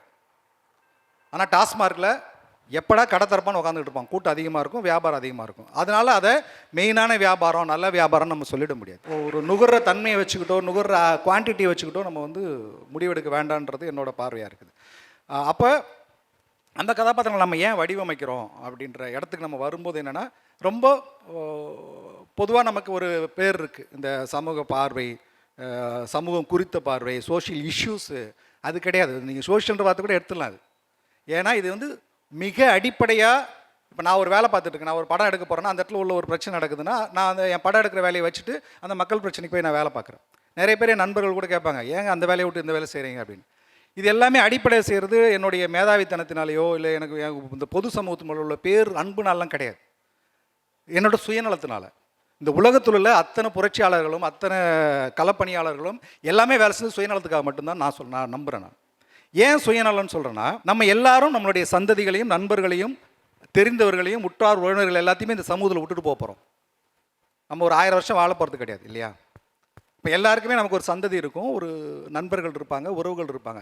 அப்போ அவங்களை எந்த சமூகத்தில் விட்டுட்டு போகிறோன்னு இருக்குல்ல, அந்த சமூகத்துக்காக நம்ம வேலை செய்கிறது சுயநலமாக தான் நான் பார்க்குறேன். நான் அப்போ அதன் வாயிலாக அந்த என் படத்தில் வந்து நான் ஒரு விஷயத்தை நான் பேசணும் போது நான் என்ன பண்ணுறேன்னா, சுயநலமாக இந்த மனித சமூகத்தில் என்னென்ன மாதிரி சிக்கல்கள் இருக்குது, இதை வந்து பிரச்சாரமாக இல்லாமல் அவன் தோளில் கை போட்டுக்கிட்டு என்னென்னலாம் நான் பேச முடியும் அப்படிங்கிறதுக்காக நான் என்ன பண்ணுறேன், நான் படித்த தத்துவத்தை, நான் எனக்கு உதித்த சிந்தனையை, எதிரடிப்பை, இது எல்லாத்தையும் நான் என்ன பண்ணுறேன்னா மக்கள் மொழியாக மாற்றி டைலூட் பண்ணி பண்ணி பண்ணி பண்ணி அதை கதாபாத்திரங்கள் ஊடாக நம்ம பேசுகிறோம். நம்ம இப்போ மேற்கு தொடர்ச்சி மலையில் பார்த்தீங்கன்னா ஒருத்தர் இருமிக்கிட்டே இருப்பார் பயங்கரமாக, அந்த காலம் பூரா உழைச்சி ரத்த வாந்தி எடுத்து இருமி செத்து போவார் சரியா? அதன் மூலமாக நம்ம என்ன சொல்ல வரோன்னா, இங்கே உழைக்கும் மக்கள், அடித்தட்டு மக்கள் வாழ்க்கை வந்து அப்படி தான் இருக்குது. அவன் வந்து ரொம்ப பெருமையாக பேசுவான். ஒரு முதலாளிக்கு ஒரு கஷ்டம் வந்து அவன்கிட்ட நின்னதுக்கப்புறம், அன்றைக்கெலாம் வந்து ஒரு முதலாளி என்கிட்ட வந்து நின்ட்டான், ஒரு மூட்டை ஏலக்காய் கீழே கொண்டு போகணுன்னு சொல்லிட்டான், ஏன்னா நம்மளை நம்பி வந்துட்டான், ஒருத்தன் எப்படி கைவிட முடியும் அப்படின்னு அவன் பேசுவான். அது வந்து அவனுடைய மனதிலேருந்து ஒரு வைராக்கியமான வார்த்தையாக இருக்கும். ஆனால் நான் மக்கள்கிட்ட கடத்த விரும்புகிறது என்னென்னா, காலம் ஃபுல்லாக நீ ஏமாலியாகவே இருக்கிற, நீ காலம் ஃபுல்லாக முதலாளிகிட்ட அவன் வந்து ஒரு விசுவாசங்கிற ஒரு புள்ளியை வச்சுக்கிட்டு அவன் உழைப்பை சுரண்டிக்கிட்டு இருக்கான். ஆனால் உன் வாழ்க்கை கடைசியாக இங்கே தான் போய் முடியும். எதை நோக்கி முடியும்னா, உன்னோட உழைப்பு சுரண்டல் வந்து கடைசியாக வந்து உனக்கு ஒன்றுமே கொடுக்காது. அது காலம் ஃபுல்லாக நீ ஒரு மூட்டை சுமந்து அந்த மூட்டை அம்மிங்கி தான் நீ சாக போகிற. எந்த உழைப்பின் வாயிலாக உன்னை சுரண்டுறானோ அந்த உழைப்பிலேயே நீ மடிஞ்சு போவே. நீ அப்படியே தான் அந்த கதாபாத்திரங்களோட நம்ம பேச விரும்புகிறோம். அதுலேயும் நம்ம ரொம்ப கவனமாக இருக்க வேண்டியிருக்குன்னா, நிறைய படைப்புகளில் உள்ள சிக்கல் என்னன்னா, ரொம்ப கண்டென்ட்டாக ரொம்ப நல்லாயிருக்கும், டயலாக்காக பயங்கரமாக இருக்கும், ஆனால் என்னென்னா பிரச்சார துணி இருக்கும். அதை தான் நம்ம ஒரு இளம் படைப்பாளர்களாக இருக்கட்டும், நீங்கள் நாளைக்கு ஒரு படைப்பு படைத்தாலும் சரி, இல்லை நீங்கள் ஒரு டாக்குமெண்ட்ரி பண்ணாலும் சரி, நீங்கள் ஒரு நியூஸ் ரீல் பண்ணாலும் சரி, நீங்கள் எது பண்ணாலும் சரி, உங்கள் மொழி வந்து மக்கள் மொழியாக இருக்கணும். அப்போ கதாபாத்திரங்களை வடிவமைக்கும் போதோ அந்த கதாபாத்திரங்கள் ஊடாக நீங்கள் பேசுகிற விஷயங்கள் இருக்குல்ல, அதுக்கு நான் எடுத்துக்கிட்ட எக்ஸாம்பிள் வந்து பட்டுக்கோட்டை கல்யாண சுந்தரம் தான். நீங்கள் அவர் வந்து ஆகச்சிறந்த தத்துவங்களை கூட, ஆகச்சிறந்த மிகப்பெரிய விஷயங்களை கூட சாதாரண மக்கள் மொழியை அடிச்சுட்டு போயிட்டே இருப்பார். பயங்கர வியப்பாக இருக்கும். இதை வந்து ஒரு முனைவர் பட்டம் வாங்கின பேராசிரியர் வந்து மணிக்கணக்காக பாடம் எடுத்தால் கூட புரியாத ஒரு விஷயத்த ஒரு 2 வார்த்தையில் சொல்லிட்டு போயிட்டே இருப்பான் மக்கள் மொழியை. ஸோ அப்போ நம்ம அந்த கதாபாத்திரங்கள் உருவாக்குறதுக்கு நமக்கு என்ன தேவையாக இருக்குன்னா சமூகத்தை உற்று நோக்குதல் ரொம்ப அவசியமாக இருக்குது. நீங்கள் தொடர் கண்காணிப்பில் இருந்துக்கிட்டே இருக்கணும். ஒரு கலைஞன் வந்து ஒரு படைப்பாளன் வந்து தொடர் கண்காணிப்பில் இருந்துக்கிட்டே இருக்கணும். இது எனக்கு சம்மந்தம் இல்லாத ஒரு விஷயம், நான் நழுவி போயிட முடியாது. ஒரு பஸ் ஸ்டாண்டில் ஒரு நேற்று இங்கே ஒரு ஷீட் இருந்துச்சு, அந்த ஷீட்லனா அதை கண்காணிக்கணும். அந்த பொறுப்பு எனக்கு இருக்குது. அந்த பொறுப்புங்கிறது ஒரு சுயநலமான பொறுப்பு. எவ்வளோ நம்ம இந்த சமுதாயத்தையும் பொது சமூகத்தை நம்ம கண்காணிக்கிறோமோ அப்போ தான் அந்த சமூகத்தில் உள்ள பிரச்சனைகள் நமக்கு புரியும். இல்லாட்டி நம்ம என்ன பண்ணுவோம்னா ரொம்ப சர்வசாதாரணமாக அதை கடந்து போயிடுவோம். அந்த பிரச்சனைகள் இன்றைக்கி நம்ம சொகுசாக இருப்போம், நம்ம ஒரு கம்ஃபர்ட் ஜோனில் இருப்போம், நான் ஒரு டைரக்டராக இருப்பேன், எனக்கு ஒரு வசதி இருக்கும். ஆனால் நாளைக்கு என் பிள்ளைக்கு அது பாதிக்கும், நாளைக்கு என் பேரனுக்கு அது பாதிக்கும், என் ஃப்ரெண்டோட குழந்தைக்கு அது பாதிக்கும். ஸோ அப்போ இங்கே எல்லா பிரச்சனைகளுமே நம்ம பிரச்சனைகள் தான். பொதுவாக வந்து நம்மக்கிட்ட ஒரு சொல்லாடல் இருக்குல்ல, அரசியல் அது ஒரு சாக்கடை அப்படின்னு. அப்படிலாம் கிடையாது. நீங்கள் அரசியல் இல்லாமல் உங்கள் வாழ்க்கை ஒரு நொடி கூட நகராது. ஸோ அப்போ நம்ம இவ்வளோ கான்சியஸாக ஒரு கதாபாத்திரத்தை உருவாக்கும் போது இவ்வளோ கான்சியஸாக ஒர்க் பண்ண வேண்டியது ஒரு படைப்பாளனுக்கு என்ன பொறுப்பு இருக்குன்னு சொல்கிறேன். ஏன்னா சர்வசாரமாக நம்ம கடந்து போயிட முடியாது. ஒரு போதைப் பொருளை நுகர்றதை வந்து ஒரு ஹீரோவோட கேரக்டரை வைக்கிறதும், ஒரு பெண்களை வந்து கேவலமாக சித்தரிக்கிற, இப்போ சமீபத்தில் பாலா படம் வந்தது, அந்த கதாபாத்திரங்களால் இதை என்ன ரொம்ப தாண்டி போகிறனோ நான் இல்லையா. இப்போ கதாபாத்திரனால சொல்கிறேன். நீங்கள் அந்த பாலா படத்தில் பார்த்தீங்கன்னா தொடர்ச்சியாக பெண்களை வந்து மண்டையில் கொட்டுறது, குத்துறது, கேவலப்படுத்துறது, இதே தான் அவர் பண்ணிகிட்டே இருக்கிறாரு. ஆனால் தமிழ் சினிமாவில் வந்து ஒரு பெரிய டைரக்டர் அவர். இதை ஏன் பேசக்கூடாது? நான் அந்த படத்துக்கு ஒரு பதிவு போட்டிருந்தேன். ஏன்னா நீங்கள் அப்புறம் அதில் வந்து ரொம்ப மோசமான ஒரு கதாபாத்திரம் மூலமாக என்ன வடிவமைக்கிறாங்கன்னா, நீ ஆண்கள் தான் இங்கே பெரியவன், அப்பா டக்கரு, இவன் தான் வந்து எல்லாத்தையும் காப்பாற்றுவான், அதுவும் காது கேட்கல வாய் பேசினா கூட அவன் தான் வந்து காப்பாற்றணும். உங்களுக்கு பெண்களுக்கு ஒரு பிரச்சனை இல்லை. அதுலேயும் பார்த்தீங்கன்னா இந்த பொது சமூகம் இன்றைக்கி தான் பெண்களுக்கு எதிரான குற்றத்துக்கு எதிராக இன்றைக்கி வெளியில் வந்து பேசுகிறாங்க. அதுவும் இந்த இடத்துல அது நான் பேச ரொம்ப பொருத்தமாக இருக்கேன். இதே வளாகத்தில் நடந்த ஒரு பாலியல் துன்புறுத்தல் வந்து அந்த பெண் வெளியே வந்து பேசுனதுனால மட்டும்தான் அந்த வந்து குற்றவாளி தண்டிக்கப்பட்டான். தண்டிக்கப்படலை. இப்போதைக்கு ஒரு தண்டனை நாடகம் நடந்துட்டு இருக்குன்னு வச்சுக்கலாம். அது எங்கே போய் முடியும்னு தெரியாது. அப்போ அந்த படத்தில் ஒரு காட்சி வைக்கிறாங்க. ஒரு போஸ்கோ சட்டத்தை பற்றி, ஒரு சிறார் பாலியல் துன்பத்தை பற்றி ஒரு சட்டம் வைக்கிறதுக்கு. அதில் வந்து மிஸ்கின் நடிக்கிறாரு. அந்த மிஸ்கினோட நீதிபதி கதாபாத்திரத்தை வந்து அவர் எவ்வளோ ஷார்ப்பாக பார்க்குறாரு அப்படிங்கிறதுக்கு ஒரு சீன் எழுதியிருக்கிறார் அந்த டைரக்டர். எவ்வளவு சமூக பொறுப்பு இல்லாத ஒரு ஆணாதிக்க சிந்தனையுள்ள ஒரு பாலா எழுதின ஒரு வசனம் அது. ஏன்னா அதில் வந்து எப்படி போர்ட்ரேட் பண்ணுறாங்கன்னா, நீங்கள் ஒரு சாம்பிள்ஸ் வைக்கும்போது 2 விதமான சாம்பிள்ஸ் வைக்கணும். அப்போ நீங்கள் போஸ்கோ சட்டம் சம்மந்தமான ஒரே ஒரு சாம்பிள் அந்த படத்தில் வைக்கிறீங்க. என்ன வைக்கிறீங்கன்னா, பொது புத்தியில் இருக்க மாதிரி ஒரு சின்ன குழந்தை வந்து அவங்க தாத்தா வந்து அப்யூஸ் பண்ணுறாருன்னு சொல்லிச்சு, அதுவும் அந்த 2 பெண்கள் வந்து போட்டி போட்டுட்டு சொத்துக்காக வந்து ஏமாற்றி பண்ணுறாங்க அப்படின்னு நீ பொது புத்தியில் கட்டமைக்கிற. நீ இன்னொரு சாம்பிள் வைக்கணுங்க. அப்போ அப்படி ஒரு சாம்பிள் வைக்கும்போது, ஏன்னா ஒரு கிரியேட்டர் வந்து நீ ஒரு எழுதுறன்னா சும்மா சாதாரண விஷயம் கிடையாது, அவங்க இம்பாக்ட் பண்ணும். இன்றைக்கி எத்தனையோ பேர் குழந்தைங்கள்ட்ட வந்து ஒரு பாலியல் துன்புறுத்தல் எங்கே நடக்குது? குழந்தைங்களுக்கு ஃபஸ்ட்டு சொந்த வீட்டில் தான் நடக்கும். முதல்ல உறவினர்கள்ட்ட, நெருங்கின உறவினர்கள்ட்ட நடக்கும், நம்ம எதிர்பார்க்காத உறவுகள்கிட்ட நடக்கும். ஸோ அப்போ அதை பற்றின அவேர்னஸை ஏற்படுத்துறது ஒரு கலைஞனுக்கு முக்கியமாக. இப்படி வந்து குழந்தைங்களை வச்சு பொய் சொல்லி நாடகம் நடத்தி காசு பிடுங்குவாங்க அப்படின்னு பொது சமூகத்தில் வந்து நீ அந்த சட்டத்துக்கு எதிராகவும், அந்த சட்டத்துக்கு எதிராக இப்போ தான் முதல் குரல் வரும்போது நீ அதை பற்றி பேசுகிறடி. அப்புறம் எல்லா படத்துலையும் அந்த ஹீரோயின்களை மண்டையில் போட்டு கொட்டிக்கிட்டே இருக்கு. இந்த படத்தில் வந்து அவரோட படத்தோட எண்ணிக்கைக்கு படி நான் 8வது படத்தில் வந்து பாரு 8 நிமிஷம் கொட்டுன்ற மாதிரி கொட்டிகிட்டே இருக்கான். அப்போ நீங்கள் யார்? நீ ஒரு கதாபாத்திரம் எழுதும்போது நீ யார்? அப்போ ஒரு கதாபாத்திரம் சொல்லிவிடும் அந்த கலைஞன் யாருன்னு சொல்லிவிடும். ஒரு கதாபாத்திரத்தோட ஒரு வசனம் வந்து சொல்லிவிடும் அந்த கலைஞன் யாருன்றதை. நீ எவ்வளோ தான் நீ மூடி போட்டு முற்போக்கு முகமூடி போட்டு மறைச்சாலும் நீ எழுதுகிற கதாபாத்திரம் பேசுகிற வசனங்களும் அது வந்து உன்னை யாருன்னு காட்டி கொடுத்துரும். ஸோ ஏன் இதை நம்ம பேசுகிறோம் அப்படின்னா, இங்கே உள்ள சோகால்டு சினிமான்னு இருக்கு இல்லையா, நீங்கள் சோகால்டு சினிமா முழுக்க இப்படி தான் இயங்குது. நீங்கள் வந்து பெண்களை வந்து குற்றம் சாட்டிக்கிட்டு, பெண்களை உடலாக போதிச்சுக்கிட்டு, ஆண்களை வந்து ஒரு மீட்பர்களாக காட்சிப்படுத்திக்கிட்டு, நீங்கள் எல்லா படங்களையுமே நீங்கள் ஜெய்பீம் படத்தில் கூட முதல் சீன் வந்து ஸ்லோ மோஷனில் எகிரி வச்சு தான் வருவார் பேரிகார்டில், யார்? சூர்யா சார். நீங்கள் அந்த படம் என்ன, அந்த படத்தோட கண்டென்ட் என்ன, ஆனால் ஃபஸ்ட்டு அவர் இன்ட்ரடியூஸ் பண்ணும்போது நீங்கள் ஒரு பேரிகார்டில் அப்படியே ஸ்லோ மோஷனில் இறங்கி வரீங்க. ரட்சகர் வந்துட்டார். இங்கே அந்த சிக்கல் இருக்குது, உங்கள் படைப்பாளனுக்கு அந்த சிக்கல் இருக்குது. பார்வையாளர்கள் தயாராக இருக்கிறாங்க. ஏன்னா பார்வையாளர் பாவம் நீங்கள் கொடுக்குறது தான் அவங்க பார்க்குறாங்க. எனக்கு கிடச்சிதுன்னா நான் நல்ல சாப்பாடு சாப்பிட்ருவேன். அவங்களுக்கு தெரியாது இது இப்படி இருக்குது அப்படி இருக்குன்னு தெரியாது. ஆனால் அவங்களுக்கு நுகர தயாராக. நம்ம ஹோட்டலில் போகிறோம், ஒரு சாப்பாடு எடுத்து சாப்பிடும்போது கெட்டு போச்சு நம்மளால் சொல்ல முடியும். ஏன் கெட்டுச்சு, இதில் இது குறைவாக இருக்குது, இதில் கைப்பற்றிருக்கு அப்படின்னு நமக்கு சொல்ல தெரியாது. ஆனால் பார்வையாளர்கள் தயாராக இருக்கிறாங்க, ஒரு நல்ல விஷயங்களை அணுகிறதுக்கும் நல்ல படைப்புகளுக்காகவும் தயாராக இருக்கிறாங்க. அந்த நான் ஏன் இவ்வளோ தூரம் அதை இழுத்துட்டு போய் பேசிகிட்டு இருக்கேன்னா, இங்கே உள்ள படைப்பாளர்களுக்கு அந்த பொறுப்பு ஒன்று. நீங்கள் கதாபாத்திரம் வடிவமைக்கிறதுலையாக இருக்கட்டும், ஒரு கண்டென்ட்டை எடுத்து நீங்கள் சொல்கிற விஷயங்களாக இருக்கட்டும், நீங்கள் ஏன்னா இங்கே இந்த மீடியம்ங்கிறது வந்து அவ்வளோ பவர்ஃபுல்லான மீடியம். நீங்கள் ஜஸ்ட் லைக் ஒரு சின்ன வார்த்தை உங்கள் மனசுக்குள்ள ஆள் மனசில் ஆடி அடித்து படிஞ்சு கிடக்கும். நான் சின்ன வயசில் என்ன அரை தூக்கத்தில் பார்த்த படங்களோட பாதிப்பு கூட என்னோட அகநிலையில் இருக்கும். ஏன்னா சப்கான்ஷியஸில் ஏதோ ஒரு வகையில் நான் ட்ரைவ் பண்ணுவேன். அந்த ரெஸ்பான்சிபிலிட்டியோடு இருக்கணும்னு சொல்கிறேன் எல்லா கிரியேட்டர்ஸுமே. இந்த சவுத் சைட்லேருந்து வர்ற படங்கள் வந்துட்டு இந்த படங்கள் இருக்கு இல்லையா, அது வந்து எனி டைம் முதுகு பின்னாடி அருவா வச்சு சுற்றிக்கிட்டு இருப்பாங்க அப்படின்ற விஷயத்தை வந்து போர்ட்ரே பண்ணதாகவும், அங்கே இருக்க மக்களை வந்து க்ளோரிஃபை பண்ணி அவங்கள இன்னும் மலுமட்டையாகவே வச்சுருக்கிறதா படமாகவும் தான் நான் பார்த்தேன். பார்த்துட்டு நான் ரியாலிட்டியில் போய் என் ஊருக்கு போகும்போது என் மக்களை பார்க்கும்போது எனக்கு பரிதாபமாக இருக்கும். இந்த படங்கள் வழியாக உனக்கு எவ்வளோ பெருமிதம் இருக்குது, நீ அது இதுன்னு சொல்லி சொல்லி சொல்லி அவன் அன்றாடம் காட்சியாக இருப்பான். ஆனால் அவனை அந்த பெருமிதத்துக்குள்ளேயே வச்சுருக்கிறது இருக்குல்ல, எனக்கு இது அவனை பார்க்கும்போது ரொம்ப பரிதாபமாக இருந்துச்சு. நான் அவனை ஒரு மிரராக காட்டணும், என் கதாபாத்திரங்கள் எல்லாமே ஒரு மிரராக காட்டணும் அப்படின்றதான் நான் வந்து அந்த எங்கள் ஊர் மக்கள் இந்த கொட்டுக்காளியோ கூழாங்கலோ பார்த்தானா அது அவனுக்கு மிரராக தெரியணும், இது நான் தெரியணும். இங்கே ரொம்ப நாளாக சொல்லிக்கிட்டே இருக்காங்கல்ல, சினிமாவில் வந்து படம் பார்க்குற எதுக்கு வர்றாங்கன்னா ஒரு லார்ஜ் தென் லைஃபாக இருக்கணும்ப்பா, அவன் லைஃப்பில் பண்ண முடியாதெல்லாம் அதில் பண்ணி பார்க்குறத வந்து சந்தோஷம் பண்ணுமான்னு. அப்படி அது கிடையாது. நீங்கள் ரியல் லைஃப்பில் உங்களை சுற்றி எதெல்லாம் இன்ஃப்ளூயன்ஸ் ஆகிருக்கு, கேஸ்டாகவும் ரிலீஜனாகவும் சடங்குகளாகவும் சம்பிரதாயங்களாகவும் கல்ச்சராகவும் உங்களுக்கு எதெல்லாம் இன்ஃப்ளூயன்ஸ் ஆகிருக்குன்றதையும் நம்ம காட்டணும். அப்போ தான் நான் எவ்வளோ மலுமட்டியாக எவ்வளோ நம்பி வாழ்ந்துக்கிட்டு இருக்கேன்றதை, என்னை சுற்றி இருக்க விஷயங்கள்லாம் எவ்வளோ டெவலப் ஆகிட்டு இருக்கு, நான் இன்னும் இதாகவே வாழ்ந்துட்டுருக்கேன்றதான் கொட்டுக்காலில் ஒரு டைலாக் வச்சுருப்பேன். ஒரு 2 பேர் வந்து ஒரு எம்ஐடியை போய் வாங்கிட்டு வந்துட்டு அவங்க அப்படியே பேசிட்டே வருவாங்க, இங்கே பாடுறா வீடு எவ்வளோ முளைச்சிருச்சுன்னு, நம்மளுக்கு ஒரு கைத்தட்டி இடம் கூட இல்லையடா அப்படின்னு பேசிட்டு வந்துக்கிட்டு இருப்பாங்க. அப்போ ஆனால் அவனுக்குள்ளே என்ன பெருமிதத்தை இருக்குது, நான் இன்னாருன்ற பெருமிதம் மட்டுமே அவனுக்கு போதுமானதாக கொடுக்கப்பட்டு அவனை அப்படியே வாழ விட்டுக்கிட்டே இருக்கு. எங்கள் ஊரில் வந்து திடீர்னு கோரிப்பாளையத்துலேருந்து ஊமச்சி குளத்து இறக்கத்து வரைக்கும் கிட்டத்தட்ட 9 கிலோமீட்டருக்கு ஒரு பாலம் முளைச்சிருக்கு. அந்த பாலம் முளைச்சதுக்கப்புறம் சுற்றி ரியல் எஸ்டேட் எவ்வளோ பூம் ஆச்சு, அங்கே இருக்க சுற்றி இருக்க விளைநிலங்கள் இதெல்லாம் பயங்கர டெவலப் ஆகி அங்கே இருக்க எல்லா ஆல்ரெடி முதலாளிகளாக இருக்கவங்க எல்லா பேருமே இன்னும் பெரிய முதலாளிகளாக ஆகிட்டாங்க. அங்கே இருக்க அன்றாடங்காட்சியாக இன்னும் அதாவே இருக்காங்க. ஆனால் அவங்கள சுற்றி டெவலப் ஆகிட்டே இருக்குல்ல, அதை அவன் பார்த்தோன்னே என்ன ஆயிடுது, அவன் ரொம்ப பயப்படுறான் அந்த நிலத்தை அது உருவாகிறத அது டெவலப்மெண்ட்டாக. ஏன்னா அவனை அப்படியே இருக்க வச்சு சுற்றி இருக்க விஷயம் வளர்ந்துக்கிட்டே இருந்தால் அவன் ரொம்ப பயப்படுறான். அப்போ அவன் எது பின்னாடி போய் ஒளிஞ்சுக்கிறான்னா ஜாதி பின்னாடி போய் ஒளிஞ்சுக்கிறான்.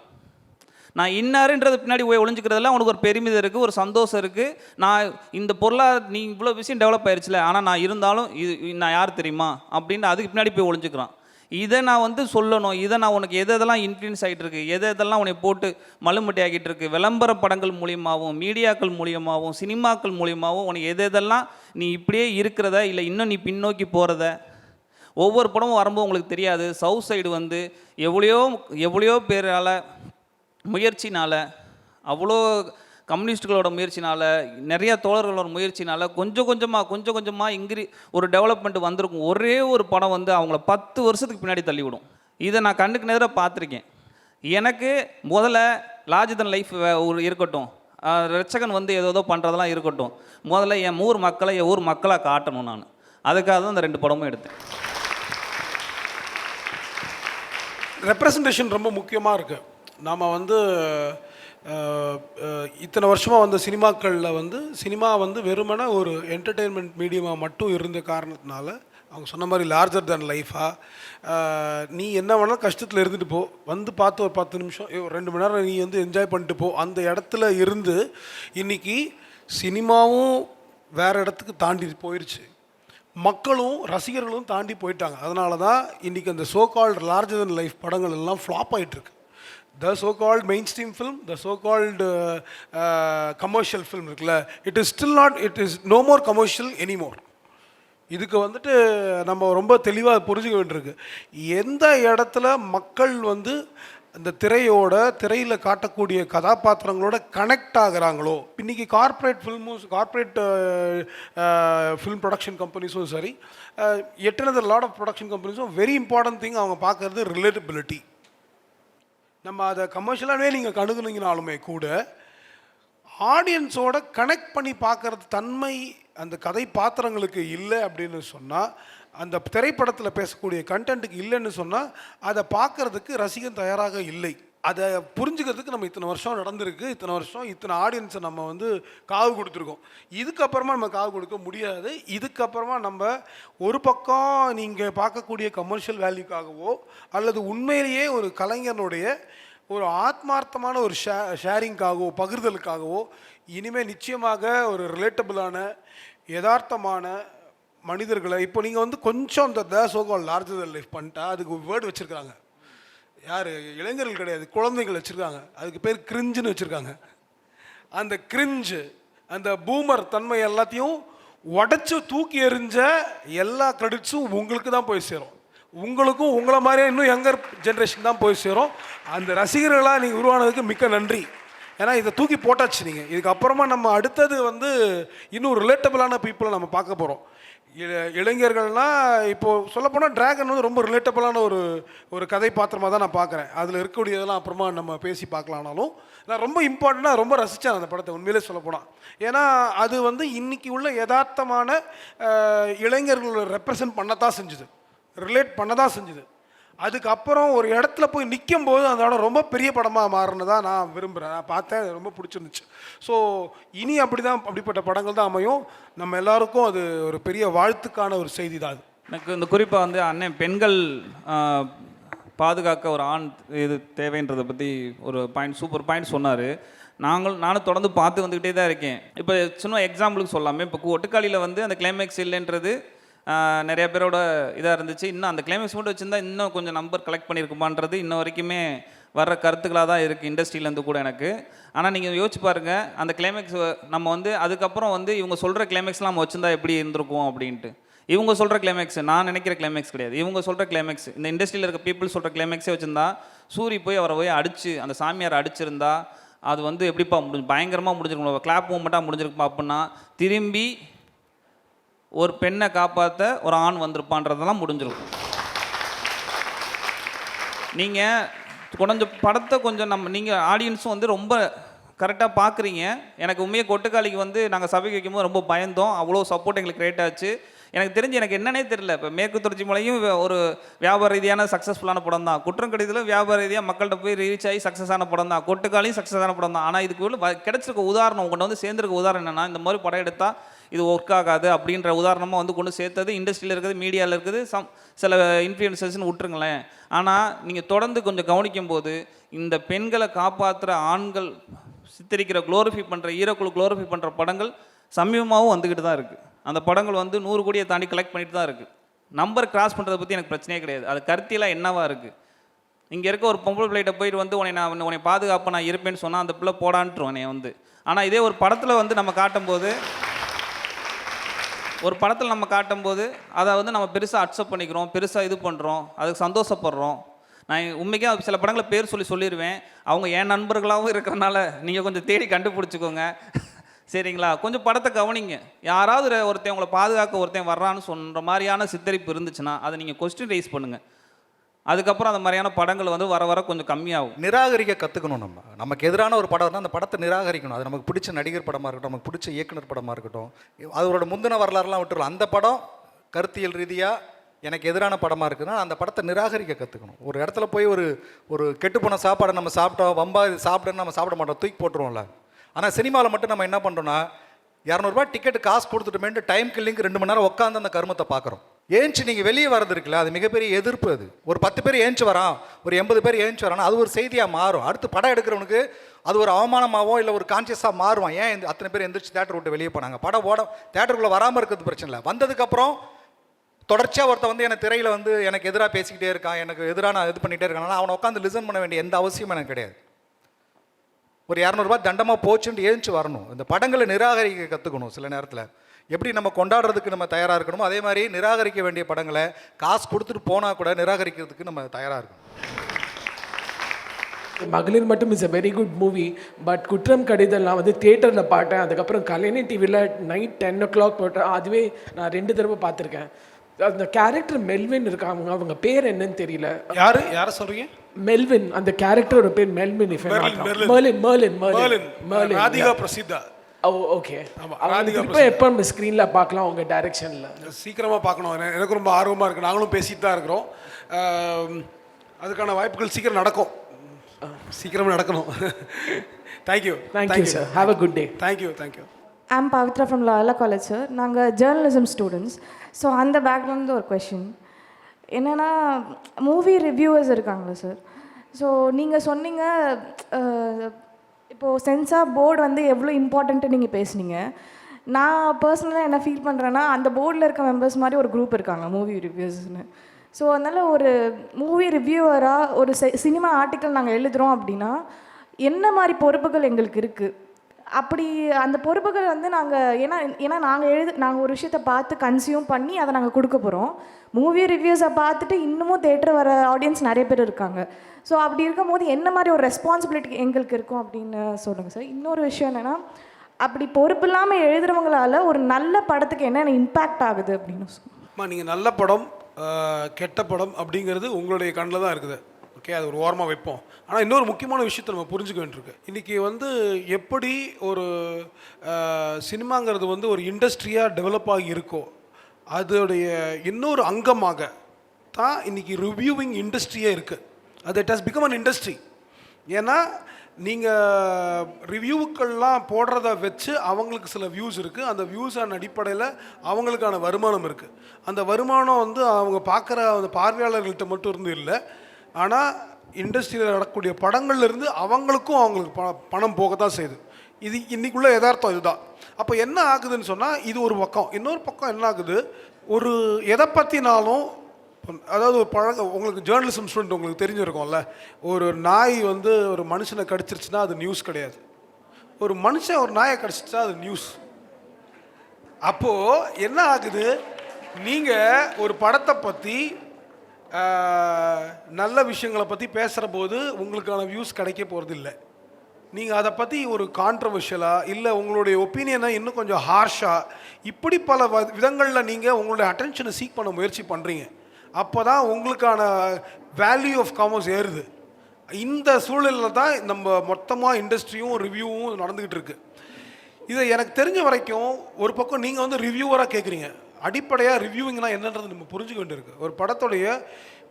ஒரு படத்தை வந்து பார்த்துட்டு அந்த படத்தில் இருக்கக்கூடிய சாதங்களை பற்றி பேசிட்டு, இப்போ சாதங்களே இல்லைன்னா நிச்சயமாக முழுக்க சாடுறதுக்கான எல்லா உரிமையும் உங்களுக்கு இருக்குது. அதில் எனக்கு மாட்டு கருத்தே இல்லை. அது எந்த மாதிரியாக இருந்தாலும் அது உங்கள் கருத்து தான். ஆனால் அந்த கருத்தில் நேர்மை இருக்க வேண்டியிருக்கு. அந்த கருத்து வந்து சும்மா மக்களை கவர்றதுக்காகவோ இல்லை ஏதாவது ஒரு நெகட்டிவ் விஷயத்த சொல்கிறதன் மூலமாக ஒரு அட்டென்ஷனை சீக் பண்ணிடுறதுக்காகவோ இல்லாமல், அந்த கலைஞனை அதில் இருக்கக்கூடிய கண்டென்ட்டை நீங்கள் சொல்கிறதன் மூலமாக அது அந்த உங்களுடைய பார்வை வந்து அந்த படத்தை வந்து மேலும் செம்மைப்படுத்துகிறதா, அவனுடைய பார்வையை வேற ஒரு பார்வையை காட்டுறதா இருக்கணும். வேற ஒரு அவன் கலைஞன் பார்க்க தவறுன டைமென்ஷன் பார்க்குற தன்மையோடு இருக்கணுமே தவிர்த்து, அதை நீங்கள் ஒரு கமர்ஷியல் வேல்யூட எடுக்க ஆரம்பிச்சிங்கன்னா சோகால்டு ரிவ்யூவிங் அப்படிங்கிற அந்த நிலைப்பாடே பிரச்சனைக்குரியதாக மாறும். அப்போது நீங்கள் செய்ய வேண்டியது ஒரு ஆனஸ்டாக, நடுவு நிலைமைன்னு ஒன்று நிலவே இல்லை.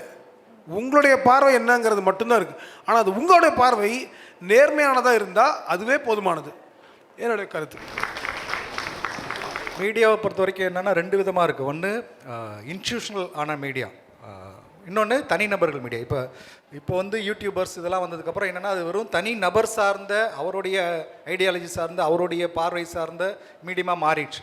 ஸோ அதுலேயும் நிறைய சிக்கல் இருக்குது. நீங்கள் மீடியாவோட தரம் என்னவாக இருக்குது, நம்ம இன்றைக்கி நீங்கள் எந்த நிறுவனங்களில் வேலை பார்த்தாலும் சரி, அதோட தரம் என்னவாக இருக்குன்னா, யூடியூப் தம்ப்நெயில்ஸில் என்ன வேர்ட்ஸ் போடுறானோ அதை பற்றி நீங்கள் முடிவு பண்ணிக்கலாம்.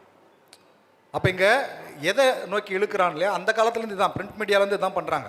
நீங்கள் பிரிண்ட் மீடியாவில் ஆரம்பத்தில் பார்த்தீங்கன்னா டிப்டாப்பா சாமி கைது, நூதன முறையில் திருட்டு, அழகி கைது, இப்படின்னு உங்களை ஒரு ஹூக் லைன் போட்டு தான் எழுப்பான் எல்லாத்துலேயுமே. அதை இன்றைக்கி வந்து தம்ப்நெயிலில் வந்து ரொம்ப மோசமாலாம் போட்டுட்டு அதுக்கான படங்கள் வேறையாக இருக்கும், அந்த வார்த்தைக்கும் உள்ளே இருக்க செய்திக்கும் சம்மந்தம் இருக்காது, அப்படி தான் இருக்குதுங்க. அப்போ இந்த இடத்துல நம்ம ஒரு மீடியா ஸ்டூடெண்ட்டாக நம்மளோட ரெஸ்பான்சிபிலிட்டி என்னன்றது மட்டும் நம்ம உணர்ந்துக்கிட்டோம்னா போதும். ஏன்னா நிறுவனங்கள் தான் இங்கே முடிவு பண்ண போகுது. நீங்கள் என்ன தான் அழகாக ரிவ்யூ பண்ணால் கூட அதை தூக்கி ஓரமாக வச்சுட்டு அந்த நிறுவனத்துக்கு தேவையான ஒன்று செய்யும். அது இப்போ நீங்கள் உதாரணத்துக்கு சொல்லணும்னா, இப்போ பாய்ஸ்னு ஒரு படம் வந்துச்சு, சங்கரோட படம், ரொம்ப வருஷத்துக்கு முன்னால். அந்த படத்தில் நமக்கு நிறைய விமர்சனங்கள் இருக்கலாம். ஆனால் அந்த நிறுவனம் என்ன பண்ணுச்சுன்னா வந்து அந்த படத்துக்கு ஒரு எழுத்தில் சீன் மட்டும் ஒரு விமர்சனம் போட்டு, இது சரியான அணுகுமுறை கிடையாது. இல்லை, அந்த படத்தில் உள்ள பிரச்சனைகளை நீங்கள் எழுதணும், பேசணும். அப்போ நம்ம ஒரு மீடியா ஸ்டூடெண்ட்டாக நமக்கு ஒரு ரெஸ்பான்சிபிலிட்டி என்ன இருக்குன்னா, எடிட்டோரியலில் என்ன தான் அவன் முடிவு பண்ணாலும் சரி, இல்லை நாளைக்கு நீங்கள் ஒரு இண்டிவிஜுவல் மீடியமாக மாறும்போதும் சரி, நீங்கள் குறைஞ்சபட்சம் எந்த துறையை பற்றி விமர்சனம் பண்ணுறீங்க, எந்த துறையை பற்றி பேசுகிறீங்க, எந்த துறையை பற்றி செய்தி இருக்குங்க, அதை பற்றின ஒரு அடிப்படை தரவுகளும் ஒரு அடிப்படை பொறுப்போடு நம்ம செயல்படணும். அதை மட்டும் நம்ம எடுத்துக்கணும்னு நினைக்கிறேன் நான். இது இப்போ விமர்சனமே எப்படி பண்ணணுன்றது தான் இப்போ விமர்சனம் பண்ணிக்கிட்டு இருக்கோம். ஸோ அதனால் வந்து எனக்கு என்ன தோணுதுன்னா, எந்த மாதிரியான காலகட்டத்தில், குறிப்பாக சினிமா மட்டும் கிடையாது, ஒரு இஷ்யூஸ் நடந்துக்கிட்டு இருக்குன்றத அந்த காலகட்டத்தையும் சேர்த்து நம்ம வந்து அதையும் ஒரு புரிதலுக்குள்ளே வரணும். ஏன்னா இப்போ நீங்கள் சில மாஸ்டர்ஸ் எடுத்த படத்தை இப்போ நீங்கள் சில படங்களை இப்போ இன்றைக்கி இருக்க கண்டெம்பரரியாக நீங்கள் பார்த்தீங்கன்னா அதில் சில மிஸ்டேக்ஸ் தெரியும், ஓகேங்களா? ஆனால் நீங்கள் அந்த படம் வீடு, சந்தியராகமாக இருக்கட்டும், இந்த படங்களாக இருக்கட்டும், இல்லை முன்னாடி வேறு இன்னும் நல்ல படங்களாக இருக்கட்டும், அது எந்த மாதிரியான காலகட்டத்தில் ரிலீஸ் ஆகிருக்குன்னு நீங்கள் அதோட தொடர்பு ஏற்படுத்தி பார்க்கும்போது, அதில் போய் அந்த வரலாற்றை நீங்கள் தெரிஞ்சுக்கும் போது அவ்வளோ நெருக்கடியான சூழலில் இந்த படம் வந்திருக்குன்னு ஒரு விஷயம் தெரியும். அதே மாதிரி தான் இப்போ வர்ற எல்லா படங்களையுமே நீங்கள் இந்த காலகட்டத்தை பொருத்தி பார்க்கணும். இந்த காலகட்டத்தை சுற்றி ஒரு கழுவு பார்வையில் பார்க்கணும். ரொம்ப டீப்பாக இறங்கியும் ஒர்க் பண்ணணும். நீங்கள் அந்த படம் குறித்து ஏகப்பட்ட என்ன விமர்சனம்னா என்ன, இப்போ வந்து நாங்கள் விமர்சனம் எங்கள் படத்தை வந்து இது பண்ணாது கிடையாது. விமர்சனம்ன்றது அந்த ஃபிலிம் மேக்கரையும் மேம்படுத்தணும். அதான் அவர் சொன்னார், நீங்கள் இவர் சொன்னார் ஃபிலிம் மேக்கருக்கு தெரியாத வியூவில் வந்து நீங்கள் எனக்கு இதை சொல்லிக் கொடுக்கணும். உலகம் முழுக்க அப்படி அவ்வளோ கிரிட்டிக்ஸ் இருக்காங்க, அவ்வளோ பேர் இது பண்ணுறாங்க. இப்போ விமர்சனன்றதே என்னன்றதை விமர்சனம் பண்ணுற இடத்துல நம்ம இருக்கனால தான் இவ்வளோ பிரச்சனை நம்மளுக்கு வந்து. நீங்கள் ஒரு படத்தை குறித்து மக்களோட பார்வையை, டேஸ்ட்டை நீங்கள் மாற்றி உள்ளே அனுப்பணும். இந்த படம் இந்த மாதிரியான விஷயங்களை பேசுது அப்படின்னு அதை நீங்கள் டீகோட் பண்ணி அதை அவங்கள்ட்ட எஜுகேட் பண்ணி அதை அனுப்பணும். இங்கே இவர் சொன்ன மாதிரி தம்ப்லைன் என்ன வைக்கலாம், அந்த படத்தில் கான்ட்ரவர்சியாக என்ன இருக்குது, அதில் ஏதாவது ஒரு விஷயத்தை நம்ம வந்து தப்பாகவே இல்லைனாலும் தப்பாக சொல்லலாமா அப்படின்றது. இண்டிவிஜுவல் மீடியான்றது இருக்குல்ல, சோசியல் மீடியான்றது இருக்குல்ல, நான் உங்களுக்கு எல்லாருக்கும் இண்டிவிஜுவாலிட்டி இருக்குதுன்னு நான் நம்புகிறேன். ஒரு ஃபாலோஸ் இருக்கலாம், நீங்கள் ஒரு ரெஃபரன்ஸுக்கு ஒரு படத்தை போய் 2 hours உங்கள் லைஃப்லேருந்து கொடுத்து செலவு பண்ண போகிறீங்கன்னா நீங்கள் கேட்டுக்கலாம். ஆனால் உங்களுக்கு இருக்கிற இண்டிவிஜுவாலிட்டி மிஸ் ஆகுதே, அதை நீங்கள் கொஞ்சம் யோசிச்சு பாருங்களேன். நம்ம எல்லாரும் ஒரு ஆட்டு மந்த மாதிரி நம்ம குடிஞ்சத்தில் நிம்மறாமல் ஒரு யாரோ ஒருத்தவங்க சொல்கிறத கேட்டு தான் இந்த அரசாங்கம் சொல்கிறத, இந்த கேஸ்ட் சொல்கிறத எல்லாத்தையும் கேட்டு நம்ம போயிட்டுருக்க மாதிரி இந்த ரிவ்யூ சொல்கிறதையும் நம்ம கேட்டு போயிட்டே இருக்கோம். அதில் உங்களோட இண்டிவிஜுவாலிட்டி மிஸ் ஆகுது. நீங்கள் அதையும் கொஞ்சம் பாருங்கன்றேன். உங்களுக்கு லாஸ், எங்களுக்கு ஒன்றும் கிடையாது. எப்படியாப்பட்ட படம் சபைக்கு வைக்கும் போதும் எதிர்மறையான விமர்சனங்கள், சப்போர்ட்டு எல்லாமே வரும். அது எங்களுக்கு பிரச்சனை கிடையாது. நாங்கள் எண்டு ரிசல்ட் நினச்சி வேலை பார்க்குறதும் கிடையாது. இந்த படம் அங்கே போகும், இத்தனை பேர் பாராட்டும், இத்தனை அவார்டு கிடைக்கும், இவ்வளோ சம்பாதிக்கும்னு நினச்சி எண்டு ரிசல்ட் நினச்சி முக்கியமாக நிறைய ஃபிலிம் மேக்கர்ஸ் வேலை பார்க்குற கிடையாது. எனக்கு ஒன்று தோணுது, எனக்கு ஒரு தாட்ஸ் வருது, அதை நான் மக்களோட ஷேர் பண்ணணும்னு நினைக்கிறேன்ட்டு தான் நாங்கள் ஒர்க் பண்ணுறோம். அது எண்டு ரிசல்ட் நினச்சி நாங்கள் வேலை செய்ய மாட்டோம். உங்கள் ரிவ்யூ, உங்கள் இது வந்து சரியாக வரும்போது அது என்னையும் மேம்படுத்தணும்னு நான் சொல்கிறேன். நீங்கள் ரிவ்யூவிங்னு ஆரம்பிக்கிறீங்க, ஒரு படத்தோட ரிவ்யூவிங் நீங்கள் ஆரம்பிக்கிறீங்க அப்படின்னு சொன்னால் உங்களுடைய ஸ்டாண்டர்டை நம்ம உயர்த்திக்க வேண்டிய அவசியம் இருக்குது. அடிப்படையாக நிறைய படங்களை பார்த்து நல்ல படங்கள் என்ன, நல்ல படங்கள்னு சொல்லப்படக்கூடிய படங்களில் சொல்லப்பட்ட விஷயங்கள் என்ன, சொல்லப்பட்ட தன்மை என்ன, இந்த ஸ்டாண்டர்ட் நீங்கள் வளர்த்துக்க உங்கள் பார்வை ஆட்டோமேட்டிக்காக ரொம்ப சிறப்பானதாக மாறும். சொன்ன மாதிரி எங்களுக்கு யார் கற்றுக் கொடுக்குறது ரொம்ப முக்கியமான, நாங்கள் தேடிக்கிட்டு இருக்கிறோம். உண்மையிலே சொல்லப்போனால் என் படத்தை வந்து சரியான விமர்சனம் கிடைக்கிறது இப்போ அரிதாக இருக்குங்கிறது தான் பிரச்சனை. அப்போ எங்களுடைய பிரச்சனைக்கு வந்து இப்போ நீங்கள் உங்களால் தீர்வு கொடுக்க முடியும் தானே. அப்போ நீங்கள் அதை ஈஸியாக சந்தோஷமாக மகிழ்ச்சியாக செய்யுங்க. நாங்கள் ஆர்வம் வெயிட் பண்ணிட்டுருக்குறோம். உங்கள் பேர் என்னது? பவித்ரா, வெயிட் பண்ணுறோம். Thank you sir. என் பேர் ஜஷ்வந்த். ஒரு ஃப்யூச்சர் ஃபிலிம் மேக்கராக எனக்கு இருக்க ஒரு சந்தேகத்தை நான் கேட்குறேன் சார். இப்போ நான் ஒரு கதையோ இல்லை நான் ஒரு சொல்ல வர ஒரு விஷயத்தையோ எனக்கு வந்துட்டு தோணுறதை நான் பண்ணணுமா, இல்லை நான் மக்களுக்கு இது பிடிக்குது, மக்கள் இதை விரும்புவாங்க, இதனால் என் படத்தை வந்து பார்ப்பாங்க அப்படின்றதுக்காக பண்ணுமா? இது என் முதல் கேள்வி சார். இன்னொரு கேள்வி, சொல்லிட்டு இருந்த மாதிரி ஒரு ரெப்ரசன்டேஷன் வந்துட்டு, இப்போ ஒரு ஃபார் எக்ஸாம்பிள் ஒரு ஹோமோசெக்ஷுவல்ஸ்ன்னு எடுத்துக்கிட்டோன்னா, மோஸ்ட் ஆஃப் இங்கே சினிமாவில் எனக்கு தெரிஞ்சு முந்தைய காலத்தில் ரொம்ப அதுக்கான ஒரு ஸ்லர் இருந்தது, எல்லாமே இருந்துச்சு. ஆனால் இப்போ ஓரளவுக்கு அது முற்போக்காக வந்துக்கிட்டு இருக்கு. ஆனால் இன்னுமே இன்ஸ்டாகிராம்லேயோ இல்லை ஒரு ஃபேஸ்புக்லேயோ வானவில்னு சொன்னாலே அது வந்துட்டு ஒரு கொச்சையான ஒரு விஷயமா, அதை சொல்லி இன்னும் ஒரு சக நண்பரை கலாய்க்கிற ஒரு விஷயமா அது இருக்குது. ஸோ இந்த ரெப்ரசன்டேஷனை நான் எப்படி கொண்டு வருது, இப்போ நான் அதை கொண்டு வந்தேன்னா அது வந்து கரெக்டாக போய் சேருமா, இல்லை நான் என்னோடய இதுவை நான் வந்துட்டு அது சேர்ந்தாலும் சேரலனாலும் பரவாயில்லன்ட்டு என் குரலை நான் எழுப்பணுமா? இதுதான் சார் என்னோட கேள்வி. இதில் எந்த சந்தேகமுமே வேண்டாம். உங்களுக்கு தோன்றதை மட்டும்தான் எடுக்கணும். நீங்கள் உங்களுக்கு தோன்றதை ரொம்ப அழுத்தமாக, நேர்மையாக, தைரியமாக நீங்கள் பண்ணும் பொழுது அது ஆட்டோமேட்டிக்காக மக்கள்கிட்ட போய் சேரத்தான் செய்யும். ஏன்னா நீங்கள் இந்த சமூகத்தில் வாழ்ந்துட்டுருக்கிற, இந்த சமூகத்தால் உருவாக்கப்பட்ட ஒரு மனிதன். உங்களை போல தான் எல்லாருமே உருவாகி இருக்கிறாங்க. இளையராஜாவுடைய இசை வந்து எங்கிருந்தோ எதையோ ஒன்று செஞ்சாலும் கோடியில் இருக்கக்கூடிய அத்தனை பேருக்கும் போய் சேருதில்ல. அப்போது என்னென்னா, இங்கேருந்து உருவாக்கப்பட்டவர் தான் அவர் உருவாக்குறது தான் இங்கே வருது. அவர் உட்காந்து இது மக்களுக்கு பிடிக்கும் பிடிக்கலன்ற யோசனை தன்மைக்குள்ளே இல்லை. ஒன்று. ரெண்டாவது, உங்களை அறியாமலேயே நீங்கள் செய்ய செய்ய செய்ய செய்ய ஆனால் உங்களுக்கு தோன்றதே திருப்பி திருப்பி செய்ய செய்ய செய்ய நீங்கள் மக்கள்கிட்ட எது இன்னும் போய் சேர்ந்து வைக்குதுங்கிற ஒரு கிளாரிட்டி உங்களுக்கே வரும். அது வந்து வெறும் சொல்லக்கூடிய விதங்களில் தான் மாறுபட வேண்டிய அவசியம் இருக்குமே தவிர்த்து நீங்கள் சொல்லணும்னு நினைக்கிறது நிச்சயமாக வேறு யாரோ ஒருத்தர் கேட்கணும்னு நினச்சிட்டு இருக்கிறாங்க, எதிர்பார்த்துட்டு தான் இருக்கிறாங்க. சொல்லப்போனால் நாங்கள் எல்லாருமே அப்படி தான் பண்ணியிருக்கோம் நான் நினைக்கிறேன். மேற்கு தொடர்ச்சி மலையை அவர் தோன்ற மாதிரி தான் செஞ்சுருக்கிறாரு, கூழாங்கலை அவர் தோன்ற மாதிரி, குற்றங்களெல்லாம் அவர் தோன்ற மாதிரி செஞ்சேன். இயக்குனர் ராம் வந்து ஒன்று சொல்லுவார், காட்டுத்தனமாக படம் எடுக்கணுவார். எனக்கு அது வந்து அழுத்தமான மறக்க முடியாத ஒரு வார்த்தைகளாக நான் பார்க்குறேன். ஏன்னா முகங்கள் வந்து எல்லாருக்கும் வந்து வேறு வேறு, கண் மூக்கு வாய் எல்லாருக்கும் இருக்குது, எல்லாருக்கும் இருக்கிறது தானே. ஆனால் ஒவ்வொருத்தருக்கும் ஒரு முகம் இருக்குல்ல. நீங்கள் உங்களுடைய கதையை நீங்கள் சொல்லுங்கள், உங்கள் காதலோ உங்களுடைய பாதிப்போ எதையாவது ஒன்று சொல்லுங்கள், அது உங்களுடைய மட்டும் இருக்கட்டும், மற்றவங்கள பற்றி கவலைப்படாதீங்க. மற்றவங்களுக்கு அது ஆட்டோமேட்டிக்காக அதை கனெக்ட் பண்ணிக்குவாங்க. அதனால தான் இன்றைக்கி உலகம் பூரா மொழி பேதம் இல்லாமல் எல்லா படங்களும் கனெக்ட் ஆகிறதுக்கான ஒரு சூழல் உருவாகி இருக்குது. அதை நோக்கி தான் நம்ம எல்லாமே இயங்கிக்கிட்டு இருக்கிறோம், அதை நோக்கி தான் நகர்ந்துட்டு இருக்கிறோம். அதனால் அதை பற்றி கவலைப்பட வேண்டிய அவசியமே இல்லை அப்படிங்கிறது. பாலின சமத்துவம் குறித்து இல்லை பாலின புரிதல்கள் குறித்து ஒரு கேலி கிண்டல் வருதுன்னு சொல்கிறீங்க. அது தொடர்ச்சியாக பொது புத்தியிலேருந்து வர்றது ஃபஸ்ட்டு, அப்புறம் சினிமாக்கள்லேருந்து நிறைய ரிஃப்ளெக்ட் ஆகி வர்றது. நீங்கள் சினிமாக்கள்லேருந்து வர்றதான் நிறைய பேரை வந்து பாதிக்குது. இங்கே நீங்கள் ஒரு டிரான்ஸ்ஜெண்டராக இருக்கட்டும், ஒரு டிரான்ஸ் உமனாக இருக்கட்டும், ஒரு திருநம்பியாக இருக்கட்டும், இல்லை ஒரு கியூர் பர்சனாக இருக்கட்டும், எல்லாருமே நீங்கள் திரையில் வந்து கேலி கிண்டலாக கேலி பொருட்களாக சித்தரிச்சதில் உள்ள இம்பேக்ட் ஒன்று. அப்புறம் இந்த பொது சமூகத்தோட புத்தியில் ஒரு பார்வை இருக்கும்ல, அது பொது சமூகத்தோட பிரச்சனை இல்லைன்னு நினைக்கிறேன், தப்பு இல்லைன்னு நினைக்கிறேன். நம்ம வானவில்னு கிண்டல் பண்ணுறான் அப்படி பண்ணுறான்னா அது பொது சமூகத்தோட பிரச்சனை இல்லை. இந்த சமூகத்திலிருந்து அது சம்மந்தமாக எந்த எஜுகேஷனும் அவனுக்கு கிடைக்கல. நீங்கள் எல்லா மனிதருக்குமே 2-3 இன்ஸ்டியூஷன்லேருந்து தான் கல்வி கிடைக்கும். ஒன்று குடும்பங்கிற ஒரு நிறுவனத்துலேருந்து வரணும், இல்லை பள்ளின்ற ஒரு நிறுவனத்துலேருந்து வரணும், இல்லை மதம் ஏதோ ஒரு மதத்துலேருந்து ஒரு கல்வி, ஏதோ ஒரு இன்புட் இல்லாமல் எதுவுமே வராது, வானத்துலேருந்து எதுவுமே வந்துடாது இல்லையா நேரடியாக. அப்போ இங்கே உள்ள கல்வி சூழல் என்னவாக இருக்குன்ற நம்ம கேள்வி எழுப்ப வேண்டியது இருக்குது. இந்த குழந்தை வளர்ப்பில் கல்வி சூழலில் பாலின இது கொடுத்து இப்போ தான் கொஞ்சம் கொஞ்சமாக உள்ள பேச ஆரம்பிச்சிருக்காங்க, பாலின சமத்துவம் குறித்து பேச ஆரம்பிச்சிருக்காங்க. எல்ஜிபிடி கம்யூனிட்டியை பற்றி, எல்ஜிபிடின்றதே இன்றைக்கி QAன்னு எங்கேயோ போயிடுச்சு இல்லையா. ஸோ இது வந்து இந்த டிஸ்கஷன் வந்து இன்றைக்கி வந்து இதுக்கு முன்னால் பேசா பொருளாக இருந்தது, இன்றைக்கி பேசுகிற பொருளாக எல்லாருக்கும் தெரிகிற ஒரு விஷயமா மாறிடுச்சு. எல்லோரும் தைரியமாக நான் வந்து ஒரு இந்த மாதிரி பர்சன், நான் எனக்கு இந்த மாதிரி விருப்பமுள்ள ஆள், நான் இந்த மாதிரி தேர்வுள்ள ஆள் அப்படிங்கிற ஒரு இதுவும், ஒரு ப்ரைட் வாக் வந்து இன்றைக்கி வந்து நாளுக்கு நாள் ப்ரைட் வாக்கோட ஸ்ட்ரென்த்தும் அதோட வெளிச்சமும் கூடிக்கிட்டே இருக்குது. இதை நம்ம ஒன்று புரிஞ்சுக்க வேண்டியது இருக்குன்னா, இந்த பாலினம் குறித்து, பாலின சமத்துவம் குறித்து, பாலின புரிதல் குறித்து பேச்சுகள் வந்து இப்போ நடந்துக்கிட்டு இருக்குது. அதில் நல்லது நடக்கும், கெட்டது நடக்கும். ஆனால் ஏற்கனவே ஒரு கன்ஸ்ட்ரக்ஷன் இருக்கிறதுக்கு எதிராக ஒரு எதிர் நிறுவல் இப்போ நிறுவ ஆரம்பிச்சிருக்கு இப்போ தான். அப்போ அந்த எதிர் நிறுவல் வந்து கொஞ்சம் கொஞ்சமாக வளர்ந்துக்கிட்டு இருக்குது இல்லையா. இனி அது நம்ம காலத்திலே பார்த்துட முடியாது. ஒரு காலத்தில் பேசா பொருளாக இருந்ததை இன்றைக்கி நம்ம பேசுகிறோம், இன்றைக்கி அதுலேயுமே வகை பிரித்து பார்க்குறோம். அதை புரிஞ்சுக்கிற ஒரு பேரண்ட்ஸ் கூட வந்துட்டாங்க இன்றைக்கி நிறைய இடங்களில். அப்போ அது வளரும், அந்த வளர்ச்சி போக்கில் கண்டிப்பாக வளரும். ஆனால் நம்ம வந்து அடிப்படையில் குழந்தை வளர்ப்புலேருந்து அதை வந்து நம்ம பேச வேண்டியது இருக்குது.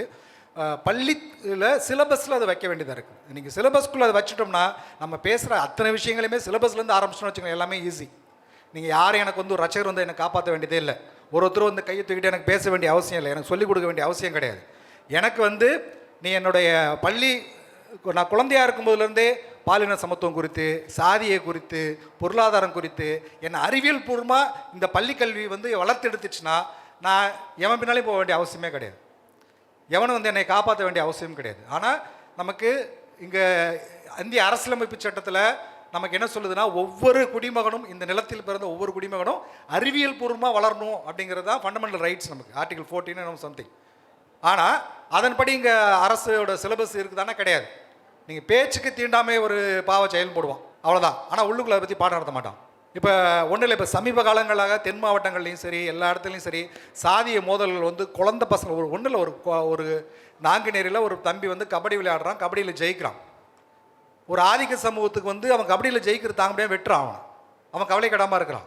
அதே நாங்குநேரில் அதுக்கு முன்னால் ஒரு தம்பியை வந்து வெட்டினானுங்க. ஆனால் அவன் படித்து பாஸ் ஆகி அவனை ஒரு இன்டர்வியூ எடுக்கும்போது கேட்டாங்க, நீ உன்னை வெட்டின பசங்களுக்கெல்லாம் என்னடா சொல்ல விரும்புகிற அப்படின்னா, என்ன மாதிரி நல்லா படிக்கணும் அவங்களும் நினச்சான். அந்த இஷ்யூ நடந்தப்போ இங்கே அரசுக்கு வந்து நீதிபதி சந்துரு மூலமாக ஒரு ஆணையத்தை அமைச்சு, ஒரு கமிஷன் அமைச்சு, அந்த பள்ளிக்குள்ள சாதிய விஷயங்களில் வந்து என்னென்ன விஷயங்கள்லாம் கையாளணும் அப்படின்னு சொல்லிட்டு ஒரு நீண்ட நிறைய வழிகாட்டுதல் கொடுத்தாங்க. ஆனால் இந்த அரசு அதை இம்ப்ளிமெண்ட் பண்ணலை. அந்த இம்ப்ளிமெண்ட் பண்ணியிருந்தா இன்றைக்கி என்ன நடந்திருக்கும்? உடனே சாதி ஒழிஞ்சிடாது. ஆனால் நீங்கள் அதை வந்து இம்ப்ளிமெண்ட் பண்ணும்போது ஸ்கூலில் வந்து சாதி கயிறு கட்டக்கூடாது. நீங்கள் இன்னொரு எக்ஸ்ட்ரீமாக கூட போகலாம். நண்பர் கூட ஒருத்தர் சொன்னார், நீங்கள் ஸ்கூலில் லேப்டாப் இலவசமாக கொடுக்குறீங்க இல்லையா? இலவசமாக கொடுக்கும்போது குறைஞ்சபட்சம் நீங்கள் ஒரு உறுதிமொழியாக வாங்கிட்டு கொடுக்கணும். நான் கயிறு கட்டாதவங்களுக்கு தான் லேப்டாப் கொடுப்பேன், அதுக்கு ஒரு தகுதி வேணும். சாதி பெருமை பேசி சாதி சண்டை போடுறவங்களுக்குலாம் இந்த லேப்டாப் கொடுக்க மாட்டேன் அப்படின்னு நீங்கள் ஒரு குறைஞ்சபட்ச ஒரு அடிப்படையை அங்கேருந்து கொண்டு வரணும். அப்போ குழந்தை வளர்ப்புலேருந்து நம்ம எல்லாத்தையுமே இங்கே தொடங்க வேண்டியது இருக்குது. பாலின பேதம் மட்டும் இல்லை, பெண்கள் குறித்து நம்ம வந்து பெண்கள் சமத்துவத்தை வந்து இங்கே நம்ம பள்ளிக்கல்வியிலேருந்து ஆரம்பிக்க வேண்டியதாக இருக்குது. நம்ம என்னதான் வந்து சமத்துவம் பேசினாலும் வீட்டுக்கு போனோன்னே அம்மாக்கள் என்ன பண்ணுறாங்க, அவங்க மண்டையில் இந்த ஆண் உலகம் ஏற்றி வச்சிருக்கிற பாவனையும் புத்தி என்னவா இருக்குதுன்னா, ஆம்பளை பசங்க வந்து வீட்டுக்கு பெருக்கக்கூடாது, ஆம்பளை பசங்க பாத்திரம் கழுவக்கூடாது, பொம்பளை பிள்ளைங்க தான் தொடப்பத்தை எடுத்து கழுவணும், இப்படின்ட்டு ஒரு ஒரு ஒரு கட்டமைப்பு வந்து இருந்துக்கிட்டே இருக்குது தொடர்ச்சியாக. இதை நீங்கள் பள்ளி கல்வித்துறையில் குழந்தை வளர்ப்புலேருந்து தான் நீங்கள் ஒழிக்கணும். ஸோ அப்போ நம்ம சிலபஸ்க்குள்ளே என்னென்னலாம் வரணும், இன்றைக்கி மும்மொழி கல்விகளை பற்றி பேசுகிறோம், அதை பற்றி பேசுகிறோம், அதெல்லாம் தேவையானதான். ஒரு மாநில உரிமை, ஒரு மாநில சுயாட்சி, மொழி நிர்ணயம் எல்லாமே ரொம்ப முக்கியமானதான். ஆனால் அதே நேரத்தில் அந்த கல்விக்குள்ள உள்ளடக்கம் என்னங்கிறது நம்ம தொடர்ச்சியாக பேச வேண்டியது இருக்குது. அந்த கல்வியின் வாயிலாக நான் என்ன கற்றுக்கிறேன் அப்படிங்கிறது, நான் எனக்கு சாதிக்கு எதிராக எனக்கு நீ சொல்லிக் கொடு, பள்ளியிலேயே எனக்கு சொல்லிக் கொடு. அப்போ வீட்டில் அவன் சாதி பெரும் பேசும்போது நான் அவனுக்கு கேட்பேன், கேள்வி கேட்பேன். குறைஞ்சபட்சம் நான் பரீட்சை எழுதி மார்க் வாங்குறதுக்காகவே நான் என்ன பண்ணுவேன், சாதி வந்து ஒரு கெட்டது, சாதி வந்து ஒரு சாதி மனநிலை ஒரு மோசமான மனநிலைன்னு சும்மா மார்க்குக்காக நான் எழுதும்போது என் சப்கான்ஷியஸ்குள்ளே ஏதோ ஒரு வகையில் அது பதியும். நீங்கள் வெறும் தீண்டாமல் ஒரு பாவச்செயல், தீவிர ஒரு கொடுஞ்செயல் அப்படின்னு இந்த சென்சார் பண்ணும்போது போடுவான், புகைப்பிடிப்பது, இது மது அளிப்பது. டே, நீ சென்சாரில் நியாயமாக என்ன பண்ணணும்னா, சாதி பார்க்குறது சமூகத்துக்கு எதிரானது, சாதி பார்க்குறது சமூக தீண்டாமைக்கு எதிரானது, சமூகத்துக்கு எதிரானது, சாதி பார்க்காம மனுஷங்க இருக்கணும், இதுதான் நீ சொல்லணும் சென்சாரில். ஆனால் வந்து சும்மா பேருக்கு என்ன பண்ணுறாங்க, இந்த அரசு வந்து மக்களுக்காக இயங்குதான், உங்கள் ஆரோக்கியத்துக்காக இயங்குதான், அது மக்கள் நலனுக்காக இயங்குதான். அதனால் வந்து ஹெல்மெட் போடாமல் வண்டி ஓட்டாத, இதெல்லாம் பேசுவான் எல்லா அரசும். சாதியை பற்றி வரும்போது ரொம்ப தெளிவாக ஒதுங்கிட்டே இருப்பாங்க. நாளுக்கு நாள் வந்து கூடிக்கிட்டே இருக்குது. ஸோ அப்போ நம்ம இந்த பாலினம் சம்மந்தமாகவும் சரி, பெண்கள் விஷயமா இருக்கட்டும் சரி, சாதிய ஒடுக்குமுறை மாதிரி சரி, ஏதோ ஒரு வகையில் சமத்துவத்தை நோக்கி நம்ம நகர்றதுக்கு தொடர்ச்சியாக குழந்தை வளர்ப்புலேருந்து வேலை செய்ய வேண்டியது இருக்குது. சக நண்பர்கள்ட்ட நம்ம வந்து பிடிச்சாலும் பிடியாட்டும் உரையாட வேண்டியது இருக்குது. இது குறித்து நம்ம தொடர்ச்சியாக பேசிக்கிட்டே இருந்து அந்த ரிசல்ட் இன்றைக்கி வரலன்னு நம்ம வந்து ஏங்கிடக்கூடாது. ஏன்னா என்றைக்கோ யாரோ செஞ்ச வேலையில் தான் இன்றைக்கி நம்ம உட்காந்துட்டு இருக்கோம். எத்தனையோ பேருடைய பங்களிப்புனால நம்ம இன்றைக்கி உட்காந்துருக்கோம். கரண்ட்டை யாரோ ஒருத்தர் கண்டுபிடிச்சிருப்பார், இன்றைக்கி நம்ம பயன்படுத்திகிட்டு இருக்கோம். இன்டர்நெட்டை யாரோ ஒருத்தர் கண்டுபிடிச்சிருப்பார், நமக்கு இன்றைக்கி பயன்படுத்திக்கிட்டு இருக்கோம். இந்த கட்டடக்கலையை ஒருத்தர் கண்டுபிடிச்சிருப்பார், இன்றைக்கி நம்ம பயன்படுத்திடுவோம். ஆடை வடிவமைப்பு ஒருத்தர் கண்டுபிடிச்சிருப்பார், இன்றைக்கி நம்ம பயன்படுத்திக்கிட்டு இருப்போம்.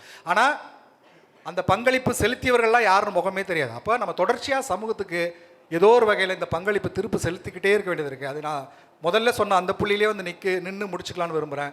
எல்லாமே நீங்கள் சுயநலத்தோடு அணுகணும், ரொம்ப கான்சியஸாக சுயநலத்தோடு அணுகணும். அதற்கு நம்ம தொடர்ச்சியாக வேலை செய்யணும். அது எல்லா வகையிலையும் வெறும் வந்து எல்ஜிபிடி கம்யூனிட்டிக்கு மட்டுமே அல்ல, மனித சமத்துவங்கிறது வந்து எல்லா வகையிலுமே. ஒரு பொது போக்குவரத்தை பற்றி நம்ம யோசிக்கணும். நீங்கள் கார் வச்சுருக்கலாம், பைக் வச்சுருக்கலாம், ஆனால் நீங்கள் கண்காணிக்கணும், பஸ் எத்தனை குறைஞ்சிருக்குன்னு கண்காணிக்கணும். அரை மணி நேரத்துக்கு ஒரு தடவை அந்த பஸ் இப்போ 1 மணி நேரத்துக்கு ஒரு தடவை மாறுதுன்னா அதை நீங்கள் யோசிச்சு பார்க்கணும். ஏன்னா நாளைக்கே உங்கள்கிட்ட இருந்து கார் போயிடலாம், பைக் போயிடலாம், நீங்கள் திரும்ப பொது போக்குவரத்துக்கு வரணும். நீங்கள் பொது போக்குவரத்தை வாழ்நாள் முழுக்க ஒரு பல தலைமுறையாக நீங்கள் பயன்படுத்தாமல் கூட இருக்கலாம், ஆனால் பொது போக்குவரத்து தேவை.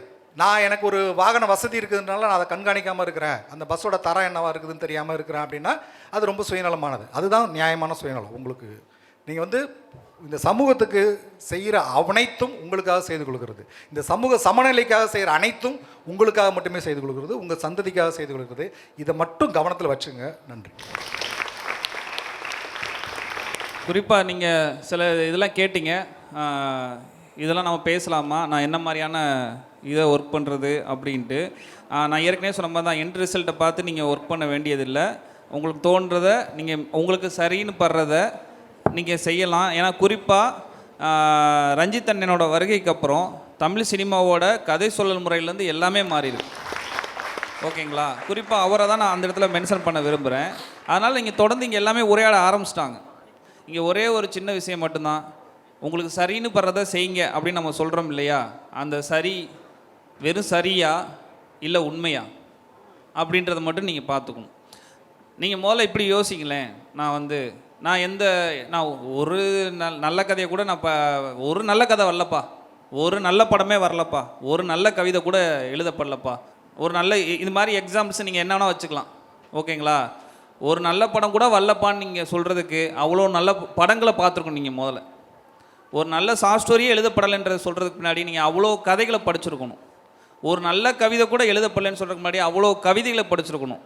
அதெல்லாம் நீங்கள் சொல்லிவிட்டு நீங்கள் சரின்னு ஒன்று ஜட்ஜ் பண்ணுறீங்கள, அந்த சரின்னு ஜட்ஜ் பண்ணுறதுக்கு எனக்கு என்ன தகுதி இருக்குது, நான் என்ன குவாலிட்டியை வளர்த்துக்கிட்டேன், நான் எதை அப்சர்வ் பண்ணியிருக்கேன் அப்படின்றத நீங்கள் ட்ராக் பண்ணிங்கனாலே முடிஞ்சு போச்சு. இவ்வளோ தான் சிம்பிள். நான் இங்கே சும்மா நான் எல்லா இடத்துலையும் சொல்லுவேன், எனக்கு அது வந்து அதில் ஒரு சந்தோஷம் இருக்கும். இப்போ இங்கே வந்தனமே கூட பார்க்குறேன், இங்கே நிதானம் இல்லை. உண்மையாக சொல்ல போனால் இங்கே இருக்க 3 பேருக்குமே இந்த டயத்தில் ஒரு கமிட்மெண்ட்ஸ் இருந்துச்சு. நாங்கள் இங்கே வந்திருக்கோம். இங்கே இருக்க சில நான் பார்த்துக்கிட்டே இருக்கேன், இங்கே நிதானம் இல்லை. நிறைய பேருக்கு இங்கே நிதானம் இல்லை. அதுக்காக வந்து உங்களை நான் பார்த்து இறக்கப்பட சொல்கிறீங்களா? உங்களை பார்த்து யாராவது அனுதாபப்பட்டா நீங்கள் அனுதாபம் யாரை பார்த்து படுவீங்க? யாரை பார்த்து படுவோம்? ரோட்டில் யாராவது கஷ்டப்பட்டு உட்காந்துருந்தா, இது பண்ணி பிச்சை கேட்டா, ஏன்னா இப்படி இருக்காங்களேன்னு சொல்லி நீங்கள் சோகால்டு ஒரு பீப்புள் வந்து அனுதாபப்படுவாங்களா? இப்போ உங்களை பார்த்து என்னை அனுதாபப்பட சொல்கிறீங்களா? சார் இன்ஸ்டாவில் வந்து ரீலை பார்த்து ஒரு காமெடி வீடியோ வந்திருக்கும், அதை ஸ்வைப் பண்ணால் ஒரு சோசியல் பிரச்சனை வந்திருக்கும், அதை ஸ்வைப் பண்ணால் ஏதோ ஒரு டிவியில் வந்து ஒரு 4 பேர் சேர்ந்து ஏதோ ஆடிக்கிட்டு இருப்பாங்க. இப்படி இந்த மைண்ட் செட்டுக்கு ரெடியான போன பீப்புள்கிட்ட வந்து நிதானம் இல்லைன்னு உங்களை பார்த்து என்ன அனுதாபப்பட சொல்கிறீங்களா? இங்கே ஒருத்தவங்க பேசிகிட்டு இருக்காங்க, உங்கள் மண்டையெல்லாம் இப்படி திரும்பி இருக்குது, அந்த பக்கம் இந்த பக்கம் வெளியே போகிறாங்க, எய்த்தாப்பில் வேறு நேராக உட்காந்துருக்குன்னா திறக்க வெளிச்சம் பட்டுக்கிட்டே இருக்குது. எனக்கு அது டிஸ்டர்பாக இருக்குது. நம்மகிட்ட முதல்ல நிதானமாக இருக்கா பாருங்கள். நம்ம ஏன் இதை சொல்கிறேன்னா, உங்களை இந்த சோசியல் மீடியா என்கிட்ட இருக்குது, மொபைல் இருக்குது, ஆப்பிள் தான் வச்சுருக்கேன். ஆனால் இதை நான் கண்ட்ரோல் பண்ணுவேன், அது என்ன கண்ட்ரோல் பண்ணாது. ஓகேங்களா? நீங்கள் ஏன் இது இவ்வளோ இம்பார்ட்டண்ட்டாக நான் சொல்கிறேன்னா, இந்த நிதானம் இல்லாத, நீங்கள் எந்த எமோஷன்ஸுக்கும் வேல்யூ கொடுக்காத மைண்ட் செட்டை இங்கே இருக்க எல்லாமே உங்களை உருவாக்கிக்கிட்டே இருக்குது. உங்கள் லைஃப்பில் ஒரு பெயின் வந்தால் அதை நின்று ப்ராசஸ் பண்ணி எனக்கு ஏன் இந்த பெயின் வருதுன்றதை அனலைஸ் பண்ணாமல் நீங்கள் எஸ்கேப் ஆகிறதுக்கான மனநிலையை இங்கே இருக்க எல்லாமே உங்களுக்கு உருவாக்கி கொடுத்துக்கிட்டே இருக்குது. அது மாதிரி இருக்க போகிறீங்களா? எனக்கு ஒரு ப்ராப்ளம்ஸ் வந்துச்சுன்னா நான் நின்று ஃபேஸ் பண்ண போகிறீங்களா? எஸ்கேப் ஆக போகிறீங்களா? ஃபேஸ் பண்ண போகிறீங்களா? லேபராக இருக்க போகிறீங்களா? கிரியேட்டராக இருக்க போகிறீங்களா?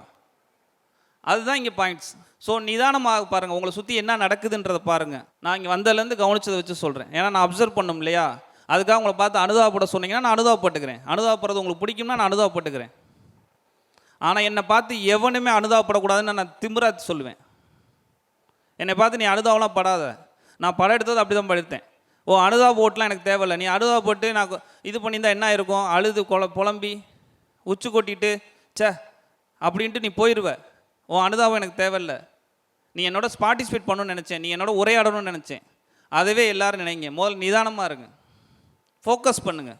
இல்லைனா டேஞ்சர் உங்களுக்கு தான், எனக்கு கிடையாது. நான் தொடர்ந்து படம் எடுத்துக்கிட்டே இருப்பேன். அதான் நீங்கள் எந்த வேலை வேணால் செய்யலாம், என்ன வேணால் பண்ணலாம், நிதானம் இல்லாமல் கூட இருக்கலாம், அது உங்களுடைய சுதந்திரம். ஆனால் உங்களுடைய நிதானமின்மையோ உங்களுடைய செயலோ உங்களுடைய யோசனையோ ஒரு துளி கூட சமூகத்தை பின்னால் இழுத்துடக்கூடாது. அதில் மட்டும் ரொம்ப கவனமாக இருங்க. ஏன் திரும்ப நம்ம இதையே சொல்கிறோன்னா, இன்றைக்கி நம்ம எல்லாமே எப்படி இருக்கிறோன்னா, நம்மளை அறியாமே நம்ம வந்து அறிவு சுரண்டல் பண்ணிக்கிட்டே இருக்கோம். அதை தான் தம்பி வந்து அவ்வளோ கோபமாக சொல்கிறான். அது உண்மையிலே என்னென்னா, நான் நிறைய பள்ளி குழந்தைகளோட போய் தொடர்ந்து உரையாடும் போது இந்த கோபம் எனக்கு வரும். ஏன் வருதுன்னா, அது கோபம் கிடையாது, அது ஒரு அன்பின் வெளிப்பாடு. ஒரு அன்பின் வெளிப்பாடு. ஒரு அக்கா நம்ம ஃப்ரெண்டை கேட்க முடியாது, என்னடா நீ இதே மாதிரி பண்ணுற, உங்கள் அம்மா என்ன சொல்லுங்கிறாங்க தெரியுமா, என்ன பண்ணுகிற நீ, அப்படி நம்ம பேசுவோம். நம்ம அது வந்து என்னென்னா அக்கறை. அது ஏன் சொல்கிறேன்னா, நம்ம அறிவால் வந்து நம்ம சுரண்டப்பட்டுகிட்டே இருக்கோம். நம்ம வெறும் சுரண்டலுங்கிறது ஒரு உழைப்பு சுரண்டல் மட்டுமே கிடையாது. நம்மளுடைய மூளையை வந்து இன்றைக்கி வந்து நீங்கள் விரும்பினாலும் விரும்பாட்டியும், நீங்கள் ஒன்றும் இல்லை, நீங்கள் காலையில் ஒரு திட்டம் போட்டு வச்சுருப்பீங்க, இன்றைக்கி சனிக்கிழமை இந்த வேலை செய்யணும், துணி துவைக்கணும், ஷூலாம் துவைச்சி வைக்கணும், இது பண்ணணும், இல்லை செல்ஃப் அடுக்கி வைக்கணும், இல்லை ஃப்ரெண்டுக்கு ஃபோன் பண்ணி பேசணும், அது இதுன்னு என்னென்னமோ பிளான் பண்ணி வச்சுருப்போம். ஆனால் என்னென்னா ஃபோன் எடுத்து அப்படியே திடீர்னு வாட்ஸ்அப்பில் ஸ்டேட்டஸ் பார்ப்போம். உங்கள் ஃப்ரெண்டு ஒரு ஸ்டேட்டஸ் வச்சுருப்பாங்க, இது பொல்லாத உலகம் அப்படின்னு ஒரு ஸ்டேட்டஸ் இருக்கும். உடனே என்ன பண்ணீங்க, அந்த வேலை எல்லாத்தையும் மறந்துட்டு உங்களுக்கு நெருக்கமான ஒரு நண்பருக்கு ஃபோன் பண்ணி, மச்சான் அவன் ஸ்டேட்டஸ் ஒரு நிமிஷம் பாரு, என்னடா நீ பார்த்துட்டு எனக்கு ஃபோன் பண்ணுறான். உடனே அவன் பார்ப்பான், டேய் மச்சான் உனக்கு தாண்டா வச்சுக்கிறான், அவன் நேற்று சொன்ன மாதிரியே செஞ்சான்டா. இந்த உரையாடல் வந்து நம்ம நினச்சிட்டு இருக்கோம் இது சாதாரண உரையாடல்னு. நீங்கள் ஒரு நாளை திட்டமிட்டு வச்சுருப்பீங்க, ஒரு நாளை உங்களுக்கான நாளாக ஒதுக்கி வச்சுருப்பீங்க. ஆனால் ஏதோ ஒரு சோஷியல் மீடியா மூலம் யாரோ ஒருத்தருடைய ஸ்டேட்டஸு, யாரோ ஒருத்தரோட மனப்புழுக்கம் உங்களை எங்கேயோ உட்காந்துட்டு உங்களை காலி பண்ண முடியும். எதிரி நேரடியாக உங்களை அடிக்க வேண்டிய அவசியம் கிடையாது, எங்கேயோ உட்காந்துட்டு காலி பண்ண முடியும். இல்லை நம்மளுடைய சிந்தனையை சதுரடிச்சுட்டு எங்கேயோ அது பின்னால் நம்ம போய் இதை ஒட்டியே நம்ம பேசி மதியானம் ஒரு 12 மணி ஆகிடும். அங்கே அம்மா வந்து அதை கூப்பிட்டுருப்பாங்க, சாப்பிட போயிருப்போம், நமக்கே கண்ணு வலிச்சிருக்கும். அந்த பிரச்சனைலாம் முடிச்சுட்டு அடுத்ததுக்கு போவோம். அந்த நாள் ஃபுல்லாக நீங்கள் நைட் தூங்கும்போது, ஒரு டெய்லி தூங்கும்போது இன்றைக்கி ஒரு விஷயத்த மட்டும் நினச்சேன். நான் அந்த குழந்தைகிட்ட அதான் பேசிகிட்டே இருக்கோம் தொடர்ச்சியாக. இன்றைக்கி எனக்காக நான் எவ்வளோ நேரத்தை செலவிட்டேன், எனக்காக யாராலையும் தூண்டப்பட்டோ, சோஷியல் மீடியாவில் தூண்டப்பட்டோ, அதெல்லாம் தூண்டப்பட்டோ, எனக்கு பிடிச்ச நடிகரோட இத்தனை லைக்ஸ் வந்துருச்சு, எனக்கு அது பெருமை கிடையாது. அவனுக்கு அது கோடி கோடியாக காசு, எனக்கு என்ன பெருமை, இத்தனை மில்லியன் வந்தால் எனக்கு என்ன ஆச்சு? ஆனால் இன்றைக்கி நம்ம எப்படி இருக்கலாம், நம்ம நண்பர்களுக்கே நம்ம எப்படி சண்டை போட்டுக்கணும்னா, எங்கள் தலை படம் பற்றி இத்தனை மில்லியன், எங்கள் தளபதி படம் பற்றி அத்தனை, இதில் நமக்கு என்ன இருக்குது இல்லையா?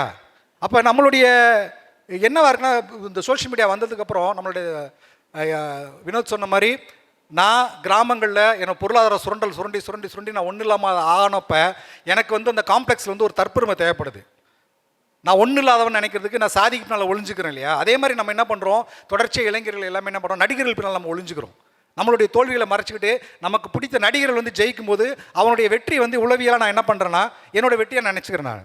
அப்போ சோஷியல் மீடியாவில் அவன் 2 மணிக்கு ஒரு ஃபஸ்ட் லுக் ரிலீஸ் பண்ணுவான். அன்றைக்கி நான் உட்காந்து 2 மணிக்கு அதை நான் ரீட்வீட் பண்ணிகிட்டு இருப்பேன், இல்லை ஃபார்வர்ட் பண்ணிட்டு உட்காந்துருப்பேன், லைக் போட்டுட்டு உட்காந்துருப்பேன். அப்போ நம்ம என்ன யோசிக்க வேண்டியது இருக்குன்னா, நம்ம தூங்கும்போது குறைஞ்சபட்சம் டெய்லி இந்த நாளில் எனக்காக எவனோட தூண்டுதல் இல்லாமல் எனக்காக நான் என்ன செஞ்சுக்கிட்டேன், என்னுடைய தனிப்பட்ட வளர்ச்சிக்காக நான் என்ன செஞ்சுக்கிட்டேன், எனக்கு பிடிச்சதை நான் என்ன செய்யணும். என்ன கர்மத்தை வேணால் செய்யுங்க, ஆனால் எனக்கு பிடிச்சி நான் செய்யணும். அப்போ நீங்கள் அதை நம்ம யோஸ் பண்ண ரொம்ப சிம்பிளாக தான் அதை சொல்லி முடிக்கிறேன்.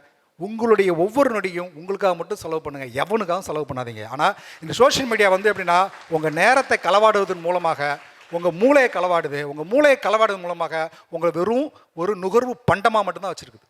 எப்படி இந்த உலகம் முழுக்க சமத்துவம் பேசுகிற எல்லா நாடுகளும் உட்பட உலகம் முழுக்க பெண்களை எப்படி ஒரு நுகர்வு பொருளாக மட்டுமே இந்த ஆண் சமூகம் பார்க்குதோ, அதே மாதிரி இந்த பொருளாதார வெளியில் இந்த முதலாளித்துவ இந்த உலகமயமாக்கலுடைய எல்லாமே உங்களை வந்து என்னென்னா வெறும் நுகர்வு பொருளாக தான் பார்த்துட்டு இருக்கு.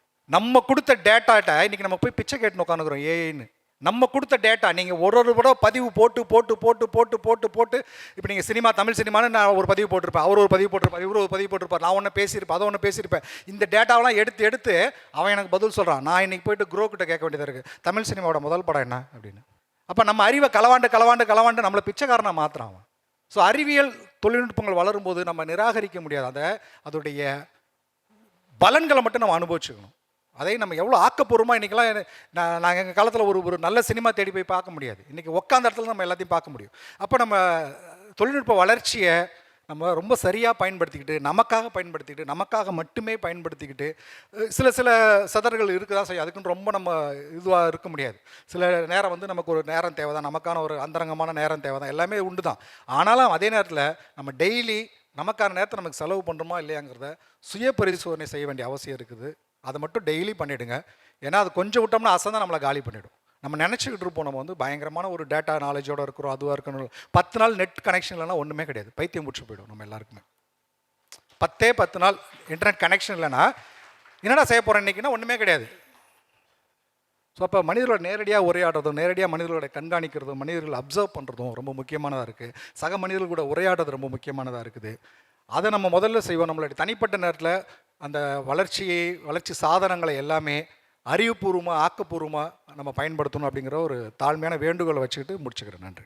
ஒரே விஷயந்தான், நம்மளை சுற்றி எதெல்லாம் நம்மளை அறியாமல் இன்ஃப்ளூயன்ஸ் ஆகிருக்கு அப்படின்றத நம்ம எல்லாத்தையும் சுய பரிசோதனை பண்ணாலே அண்ணன் சொன்ன மாதிரி ஒரு ஒரு இடத்துக்கு வந்து சேரலாம். ஏன் நான் இவ்வளோ தூரத்துக்கு இதை சொல்கிறேன்னா, நான் வந்து இன்றைக்கி வந்து அண்ணா யூனிவர்சிட்டியில் வந்து சேரில் உட்காந்துட்டு இருக்கலாம், நான் மார்க்கெட்டில் மூட தூக்கிட்டு இருந்தால் ஒருத்தவன் என்னைய, ஓகேங்களா, நான் என்னையை சுற்றி எதெல்லாம் என்னைய போட்டு இன்ஃப்ளூயன்ஸ் பண்ணியிருக்கு, நான் எவ்வளோ விஷயங்களை என்ன அறியாமல் நான் ஃபாலோ பண்ணிகிட்டு இருக்கேன், என்ன அறியாமல் நான் எவ்வளோ பெருமிதத்துக்குள்ளே போயிருக்கேன் அப்படின்றத நான் சில புத்தகங்கள் வழியாக, சில மனிதர்களோட நேரடியான உரையாடல் வழியாக என்னன்னா சுய பரிசோதனை பண்ண ஆரம்பித்தேன். என்னிடம் இன்ஃப்ளூயன்ஸ் ஆகிருக்க விஷயத்தெல்லாம் கொஞ்சம் கொஞ்சமாக தூக்கி போட்டேன். நான் சுத்தமாக படிக்கவே இல்லைங்க, ஓகேங்களா. நான் 4ஆம் கிளாஸ் படித்தேன். அதுக்கப்புறம் சினிமாவுக்கு வரணுக்காக 8th 10th ட்விட்டரில் படித்தேன். நான் அதுக்கப்புறம் வந்து சினிமாவுக்கு வந்து புத்தகங்களையும் மனிதர்களையும் உரையாடி தான் இவ்வளோ கற்றுக்கிட்டு 2 படம் எடுத்திருக்கேன், ஓகேங்களா. நீங்கள் எங்கே உட்காந்துருக்கீங்க பாருங்கள். எங்களால் உள்ளேயே வரோம்னா வெளியே வேடிக்கை பார்த்து ஆசையாக வேடிக்கை பார்த்த இடத்துக்குள்ளே நீங்கள் இருக்கீங்க. அப்போ என்னாலே இவ்வளோ பண்ண முடியும்னா உங்களை சுய பரிசோதனை பண்ணிங்கன்னா நீங்கள் என்னென்னமோ பண்ண முடியும். இந்த ஃபோனை பற்றி பேசும்போது எனக்கு ரொம்ப கொஞ்சம் கூச்சமாக இருந்துச்சு. ஏன்னா அவங்க மட்டும் இல்லை, நாங்களும் அவ்வளோ பண்ணிட்டு இருக்கோம். இந்த வயசில் நம்மளும் ஒரு நுகர்வு பண்ணமாக தான் இருக்கிறோம். இது வந்து மாறும். நம்ம வந்து எல்லா நேரங்களிலும் இப்படி இருந்துட போகிறது கிடையாது. இந்த சொன்ன மாதிரி இந்த இடத்த விட்டு வெளியில் வர்ற போது இங்கே இருக்கிற குழுக்கள் எல்லாம் கொஞ்சம் கொஞ்சமாக குறைஞ்சி, நண்பர்களுடைய கூட்டம்லாம் குறைஞ்சி கொஞ்சம் கொஞ்சமாக போய் ஒரு தனி நபராக இந்த சொசைட்டிக்குள்ளார உலவும் போது நம்ம யார், நம்ம எதனாலலாம் நிராகரிக்கப்பட்டிருக்கோம், நம்ம எதனாலலாம் இப்போ இருக்கிற ஆளாக உருவாக்கப்பட்டிருக்கோன்றத நம்ம எல்லாருமே புரியறதுக்கான சூழல் வரும், ஒரு காலம் வரும். பரவாயில்ல, அது வரைக்கும் ஜாலியாக இருங்க, கெத்தாக இருங்க, என்ஜாய் பண்ணுங்கள். ஆனால் ஒரு விஷயம் மட்டும் நல்லா ஞாபகம் வச்சுக்க வேண்டியிருக்கு. நம்ம எல்லாருமே இங்கே இருக்க இடத்துல இப்போ நீங்கள் இருக்கிறதுக்கு பல பேருடைய உழைப்பு இருந்திருக்கு. பல பேரோட உழைப்பு, வெறும் உங்களுடைய பெற்றோர்கள் மட்டும் இல்லை, இந்த சமூகம் மட்டும் இல்லை, வரலாற்று ரீதியாக பல பேருடைய உழைப்பு, அவங்களுடைய சிந்தனைகள், இது எல்லாமே தான் உங்களை இந்த இடத்துல இந்த நிமிஷம் உட்கார வச்சிருக்கு. என்னை விட வினோத் சொன்னது ரொம்ப பொருத்தமான ஒரு விஷயமா இருந்திருக்கும். ஒரு மூட்டை தூக்குன நபர் வந்து இன்றைக்கி வந்து ஒரு திரைப்படங்களை தமிழ்நாடும் இந்தியாவும் பெருமைப்படக்கூடிய இடத்துல போய் நிப்பாட்டியிருக்காங்க அப்படின்னு சொன்னால் அது எவ்வளவு பெரிய சுய பரிசோதனைக்கு உட்படுத்தி தன்னை புரிஞ்சுக்கிட்டதுக்கு அப்புறமா அது நடந்திருக்கு அப்படிங்கிறது வந்து ஒரு ஒரு ஒரு ஒரு உங்களுக்கு முன்னாடி ஒரு சிறப்பான ஒரு எக்ஸாம்பிளாக வந்திருக்காப்புல. அப்போது நீங்கள் உங்களை தனிநபராக, சமூகமாக, அரசியலாக புரிஞ்சுக்கிட்டீங்கன்னா அது போதும். அது வரைக்கும் கொஞ்சம் ஜாலியாக என்ஜாய் பண்ணிக்கோங்க, கெத்தாக இருங்க. அதுக்கப்புறமா ஜாலியாக இருங்க. பட் அதுக்கப்புறமா நீங்கள் முக்கியமாக ஒரு மிக சிறந்த ஒரு மனிதனாக உருவாகிறதுக்கான சூழலை நீங்கள் இப்போலேருந்து உருவாக்குறதுக்கு ஆரம்பிச்சிருங்க. அவ்வளோதான் என்ன சொல்லணும்னு நினைக்கிறது. நன்றி. சம்மர் ஹாலிடேஸ் வந்தாச்சு, நம்ம ஜிடி ஹாலிடேஸும் வந்தாச்சு.